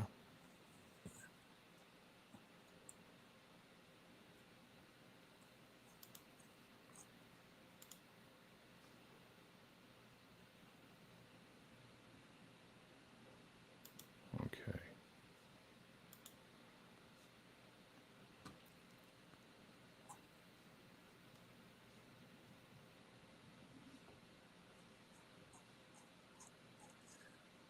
Can I read? Are you? So you're looking for something? Yeah, I was looking. I was talking about cod liver oil again. I was going over the things that the Weston Yeah. Price Foundation Yeah, you're awesome. published about it. So I think they had originally made a post saying that there was no concern about fermented cod liver oil, and then that was in February 2015, and then in August 2015 they posted a follow-up about cod liver oil concerns. And I was just reading that. It says a recent report alleges that a product the Weston A. Price Foundation recommends, Green Pasture fermented cod liver oil, is, quote, rancid or, quote, Also putrid. These concerns were brought to the attention of the Weston A. Price Foundation Board of Directors last year, and we immediately looked into this matter. Independent lab results from the Leicester School of Pharmacy, Faculty of Health, Life and Life Sciences, Leicester, UK, found no signs of rancidity in Green Pasture fermented cod liver oil. The full findings, as well as the test results, show no markers of putrefaction, and then they have a link to that. So, based on this, then maybe, depending on your source, according to the Weston A. Price Foundation, that particular brand, the Green Pasture fermented cod liver oil, is not rancid or putrid. So that might be a viable alternative to just cod liver. Yeah. So if you Well, wanted see, to get, the thing is have you ever bought? You probably never bought a can of just canned cod liver. It has, let's say, a couple of liver in there, but the damn thing is filled with the oil. gelatinous. the livers themselves, exactly. They're very gelatinous, but the And they're rest of filled it with is just full of its oils. And I'm like, damn it, man! Like that's almost like a bottle of supplements or something. It's really a really good amount. So it's so much cheaper to you get the liver oil, but just drinking it is, and it's clear. It's just and it's packed in its own oil. yeah, yeah. I mean, unless the can's freaking lying too, but no, it's really cheap form, and I mean, I'm eating sardines, and it gives me like 1.5 grams for the whole can, and this freaking cod liver oil is like 9 grams. I mean that will help correct tremendously the omega 6 to omega 3 ratio. Even if like I mean because it's very hard, like you said, like these people like okay we're eating meat, but like you said they're eating these grain fed, so you're still omega 6ing, and you might still not realize where the seed oil's sneaking in. So yeah, make sure to add a lot of the three because at least it'll compete better. I was really impressed. I'm like, gee, this cod liver can is the price of sardines, and it's like there's 9 cans of sardine worth of omega 3. Mhm. Yeah, that's pretty much it. So you get the benefit of vitamin D, vitamin A, and all of the omega 3s. Here I have 1 can downstairs. I don't like it. I mean, I don't know. Maybe if I think I could get away with crackers, because that's often what cod liver they put it, like it's kind of a sardine kind of, not sardine, cod roe, fish roe and caviar. You put on a cracker, but I don't want to add crackers. I think one thing I thought was interesting about crackers, and that's the fact that they once they started putting soybean oil in all of the crackers, then they stopped offering the fat-free crackers. So you remember, there used to be all these fat-free this, fat-free Everywhere. that, Yeah. and every product had a fat-free version. And then what they did is, I think they discovered, especially once, I think it was right after Bayer bought Monsanto, then all of the fat-free versions stopped being offered, and they only offer the ones that are impregnated with these rancid seed oils. Yeah. So you can't go out and buy like fat-free saltine crackers, because that would allow you to that would actually be a relatively clean source. If it was organic, Yeah. it would be a relatively clean source of starch. But you can't get fat-free crackers anymore. They don't offer them up. The only ones that you can purchase, retail, are the ones that have been spiked with these toxic rancid seed oils. Yeah. This is over here, JD. They talk also a little bit about the beta carotene issues coming up, but fat soluble activators A and D. A question arises as to the efficiency of the human body in removing all the minerals from the ingested foods. Extensive laboratory determinations have shown that most people cannot absorb more than half of the calcium and phosphorus from the food eaten. The amount utilized depends directly on the presence of other substances, particularly fat-soluble vitamins. It is at this point probably that the greatest breakdown in our modern diet takes place, namely in the ingestion and utilization of adequate amounts of special activating substance, including vitamin A and D, needed for rendering the minerals in the food available to the human system. It is possible to starve for minerals that are abundant in the foods being eaten because they cannot be utilized without adequate quantity of the fat-soluble activators. I don't even know how we could get all of these AD and fat-soluble activators in a vegan diet. It's impossible. Here's the beta carotene. So conversion problems.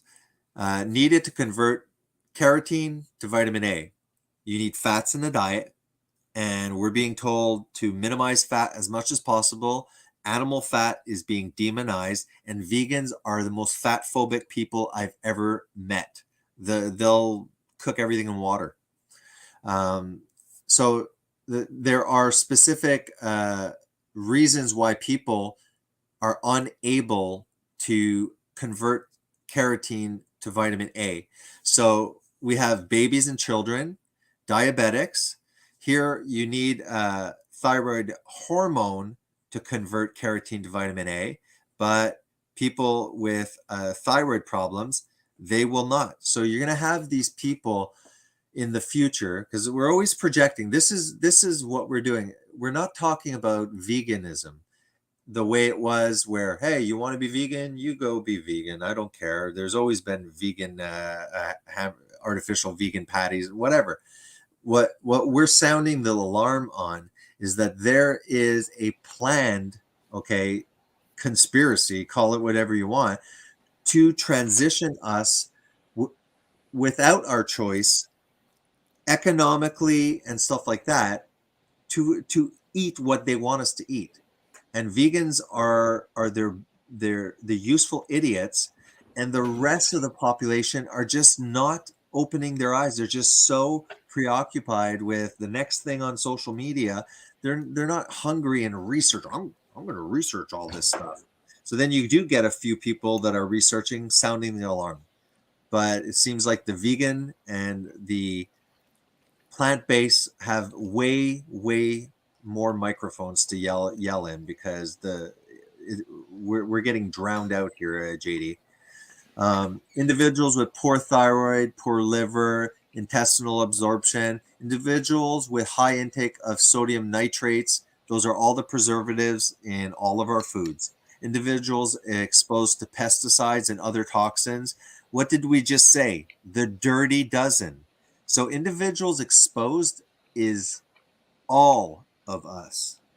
So at least individuals exposed to these pesticides, toxins, nitrates, and stuff like that, at least if you're eating retinol, but now we're going to eat beta carotene. So we will be dependent in the future, if the vegans have their dream, we'll only rely on beta carotene. We won't be able to eat retinol. We will rely on beta carotene. That means the BCO1 variants and stuff, those people are basically not going to live very long. And then after, you have all of us that are exposed to pesticides. And if we go into a vegan utopia, everyone will be exposed to an insane amount of pesticides and toxins. So all of us will be unable to convert or be seriously reduced converting carotene to A. It's veganism. The minute that you go beyond the, oh yeah, it's true, that's a cute pig, oh, I feel bad, yeah, I feel bad, oh God, those slaughter porn, oh, that's horrible, I feel a little guilty, I hope that's not.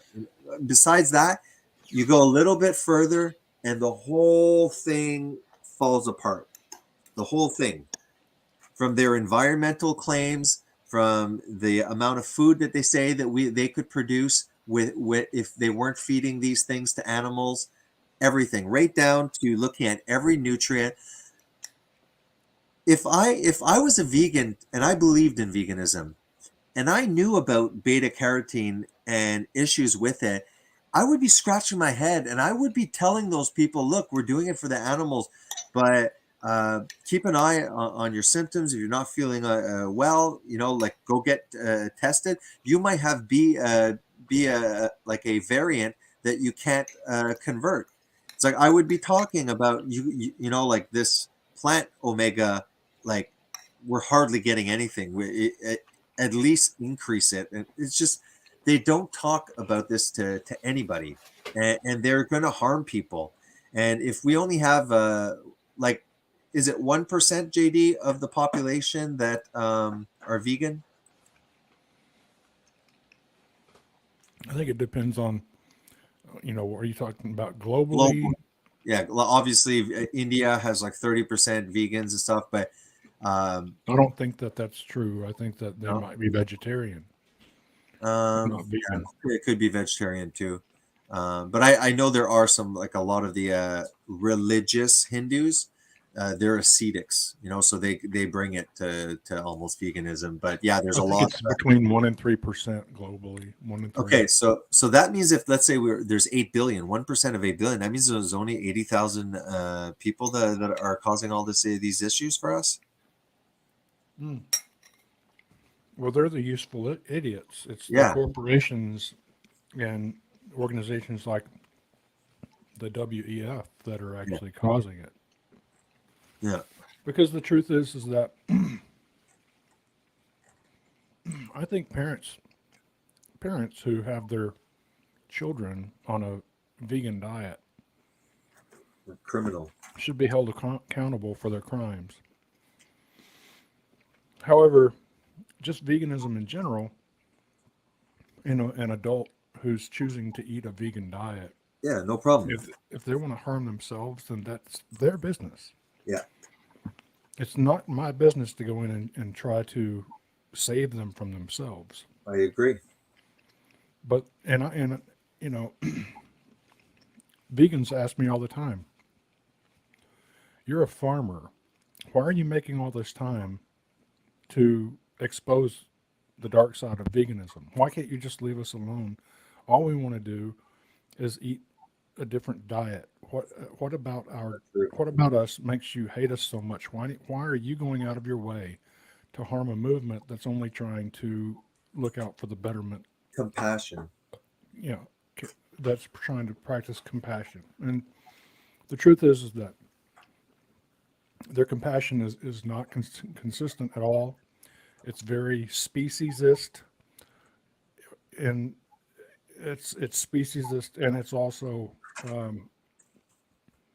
it's just inconsistent. You know, you've got, it's okay if a rabbit is out there in the field eating the kale, then it's okay to shoot that rabbit dead, according to the vegans.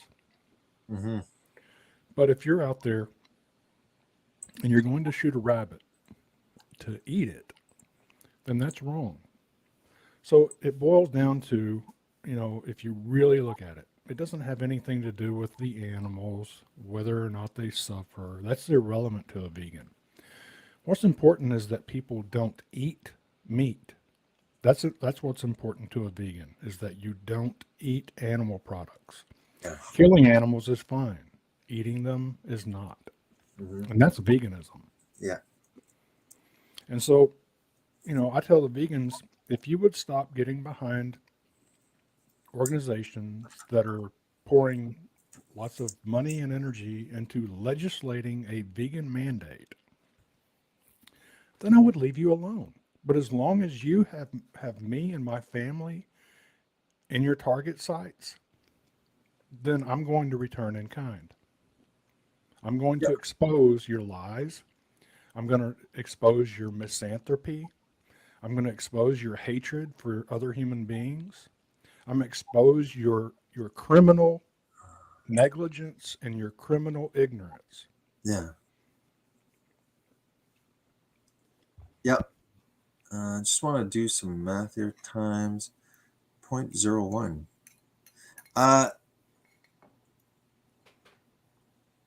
Is 1% of 8 billion is 80,000, right? It's not 80 million. I think Because I took 8 million and I multiplied it by 0.01, which would be 1%, right? Because 0.1 is 10%. So it's 80,000. I need a level 96 master level to figure out what 1% of 8 billions is. JD, 1%, please help us. I'll figure it out. Well, but it makes sense, right? 8 billion I wrote times 0.01. That's 1%. And it says 80,000.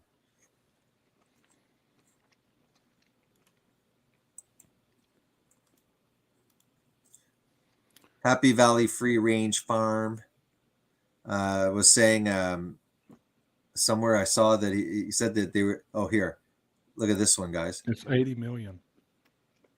Okay, what? So the 8, what? So the 8, oh no, never mind. Sorry. It's because I was multiplying it by 8 million. Yeah, I was like, that doesn't make sense. I was like, 80,000? I'm like, it can't be that. Well, 8 million isn't that much either. I knew that didn't make 8 sense. million. Yeah. Yeah, I was writing million instead of billion. I was like, this doesn't make any sense. Thank you for the correction, D-Chan.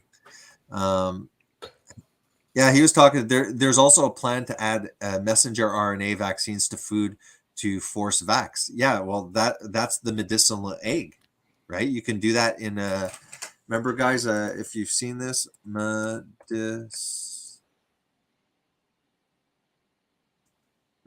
eggs.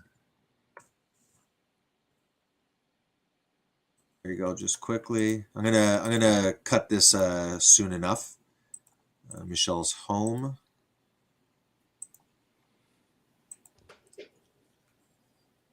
Yeah, let's see this. The incredible. I hate this block thing, but anyways, you get the point here. The incredible medical egg, genetically modified chickens that produce medicines in their eggs. Maybe the drug factories of the future. Yeah, so they'll be feeding us this crap, and they'll be deciding what kind of modified chickens that we're going to eat, and they will be. If they want to start lowering the fertility, they'll start feeding us some of these medicinal eggs, lower, sterilize whatever you want. It's like one of the passages that what up, Dennis? Hey, how you going? Yeah, so I wasn't actually expecting you. I just wanted to give you that link about Yeah. the vaccines being added to food. Apparently, it's Canada, US, and Australia. Did you see what I showed you? The medicinal egg also. Yeah, just now. Yeah. Yeah. Check that out. Here, I'm gonna pop up yours. Your link. Excuse me. I jinxed myself last time I was talking to JD about not being sick. Mother-in-law came down and made us all sick. Always the way. Yeah. So no, this isn't the one that I wanted. But how are you going? Yours. How are you doing? Haven't spoken to you for a while. There you go. You see it now, eh? Oh yeah. This is what you wanted to show, Dennis. Yes, the one. Do you It's see quite it? a long document too. Yeah, but I popped it up correctly, right? Yeah, people can see it. Yeah, that's the one. Yeah. mRNA gene therapy is coming to the food supply. All right, and that's going to be a. I don't know what this month is about. It looks Screenshot like right it's there. a clickbait thing. Yeah. No, I'm going to look into that. Not surprised at all about that. Yeah, well, they're also trying to get. JD's probably seen it, trying to get livestock to eat seaweed, and I don't know what the supplement is that they're looking at, but I really think that that's going to cause a major problem too. Look, they're modifying everything. They're like they're. Well, see, as you know, like ruminants. Yeah. Part of their digestion process and outputting the methane, that's part of their digestion process. And if you muck around with that, you're going to harm the animal. So I reckon it's a plan to try and get rid of ruminants. Of course. Remove a lot of red meat. Oh, yeah. All they need is enough, ruminant animals, keep the breeds alive, shuttle us into smart cities with, social credit scores. I know Jeffrey kept bringing up the whole. Then they're just going, once we're locked up, then they'll sounds very soft, by the way, JD. It's very hard to hear you. Well, can you hear me better now? Yeah, that's not bad. Yeah. Okay. Good. I've got the support now with my microphone. Where if I turn it up too loud, there's this interference. Background. Yeah. Oh, you get feedback. Yeah, feedback or something. It's a hard. Dennis, just before, what I was saying is, I think that once they get us ideally shuttled into these restricted locations called smart cities, well, look what's happening in China. Yeah, but then after they'll have ruminants and they'll let those ruminants go. I think that they're quite aware that the soil can be replenished. Jeffrey keeps bringing up this whole conspiracy thing that JD's got about the bloody Mr. Schwab, whatever you want to bloody call it, dickhead. Yeah. I don't think it's far off the mark what JD's saying. Yeah, he's buying up all these lands. He's probably buying up a lot of livestock farms. So him and all his mates will all have food, while citizens and normal people are starving and eating the slop. That's what it's about. It's about him looking after himself and his mates and his family, while everyone else suffers. That's what it really comes down to. Well, there's lots of cases where, I think and You're very soft again, JD. In the business world, they call it a hostile takeover. Oh yeah. And you can have one company buy out the competition and then turn around and fire all of the employees. Well, Gates is known for doing that. He's been doing that before he was even with Microsoft. Company, I had a computer business with a couple of mates back in 93, 94. And we happened to set up next to one of the first internet service providers on the Gold Coast called Windshop. He made his money when he sold his business to Microsoft, which was called WordStar. They just wanted the name. He got millions for that. And they just closed the business after that. So Microsoft bought it up and just closed it because they just wanted the name. Yeah. So the fact that Bill Gates might be buying some cattle land, some grazing pasture, does not mean that he's going to use it for that. And in addition to that, he'd be using it for himself. He's been very open about the fact that he intends on limiting people in what he calls rich countries, limiting their protein from plant protein sources. Yeah. And it's all about control. At the end of the day, it's about control. But allowing third world countries to continue to eat things like beef. Yeah, it's interesting, that, isn't it? And that's not a conspiracy. That's what he has. I know. They've quite clearly outlined that. Yeah. So the conspiracy is done in secret. So, people these days will use that word to try to discredit truths that make them uncomfortable or fly against their narrative. That's exactly right. I did see, I probably can't find it now. There was a post came up and it was a Canadian and they were talking, they had some politician and they were talking about how to spread misinformation. And part of it was, if you say it enough and you say it loud enough, people will just believe it, regardless of whether the information is correct or not. And that's exactly what they're doing. It's exactly what they're doing. And anybody who says anything that's factual, no, that's wrong. That's wrong. They get squashed. Conspiracy theory. That's not that as well. Conspiracy theorists. Yeah. No, I thought I'd just seen it. That's not it. It was on Twitter earlier. Too many bloody posts on it. I've been doing those. You've probably seen I've been doing those sheep facts. Guys, I'm just taking myself off the stream. I just have to do something, but I don't want to cut off your conversation. So if you're wondering why. You're right. If you're wanting to wrap it up, that's all good. I should be out doing things anyway. Yeah, but I can give you guys if you're sharing interesting topic, just give 10, 15 minutes if you need, and I'll stop it then. You just popped up, so I rather. Hey, Dave's probably getting ready to go to bed anyway, are you? Yeah. I could go ahead and hang it up now, and why don't we schedule a live stream? We can do it on my channel tomorrow if you want to start. I'm going to try and start doing things every week regularly, so that people know, okay, every Thursday at 8, Jason does an hour and a half or something like that, I want to do one, which is 1 hour, same time every week for more the keto, not really keto, just the diet, anybody who wants to start doing the diet.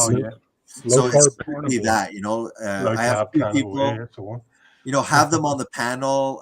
It'll be a community. So it'll be that day. And then another day, it'll be you know, okay, an hour and a half with JD every week. Then, so you know, something consistent.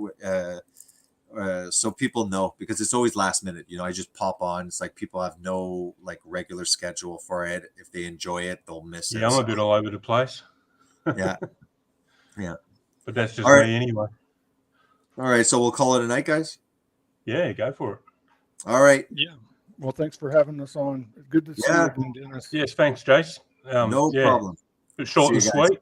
Yeah, well, that's why I said like I could happens. do something and listen to you guys for 10 minutes. You know, if you were in the middle of a discussion. No, just shooting the shit, really. Yeah. Well, so you're okay? We end it here. Yeah. Yeah. All right. I'm kicking No you worries. guys Take out. care, guys. See ya. Good night, y'all. All right. You're out of here. Have a good night, guys. Eat that meat, eat that fat.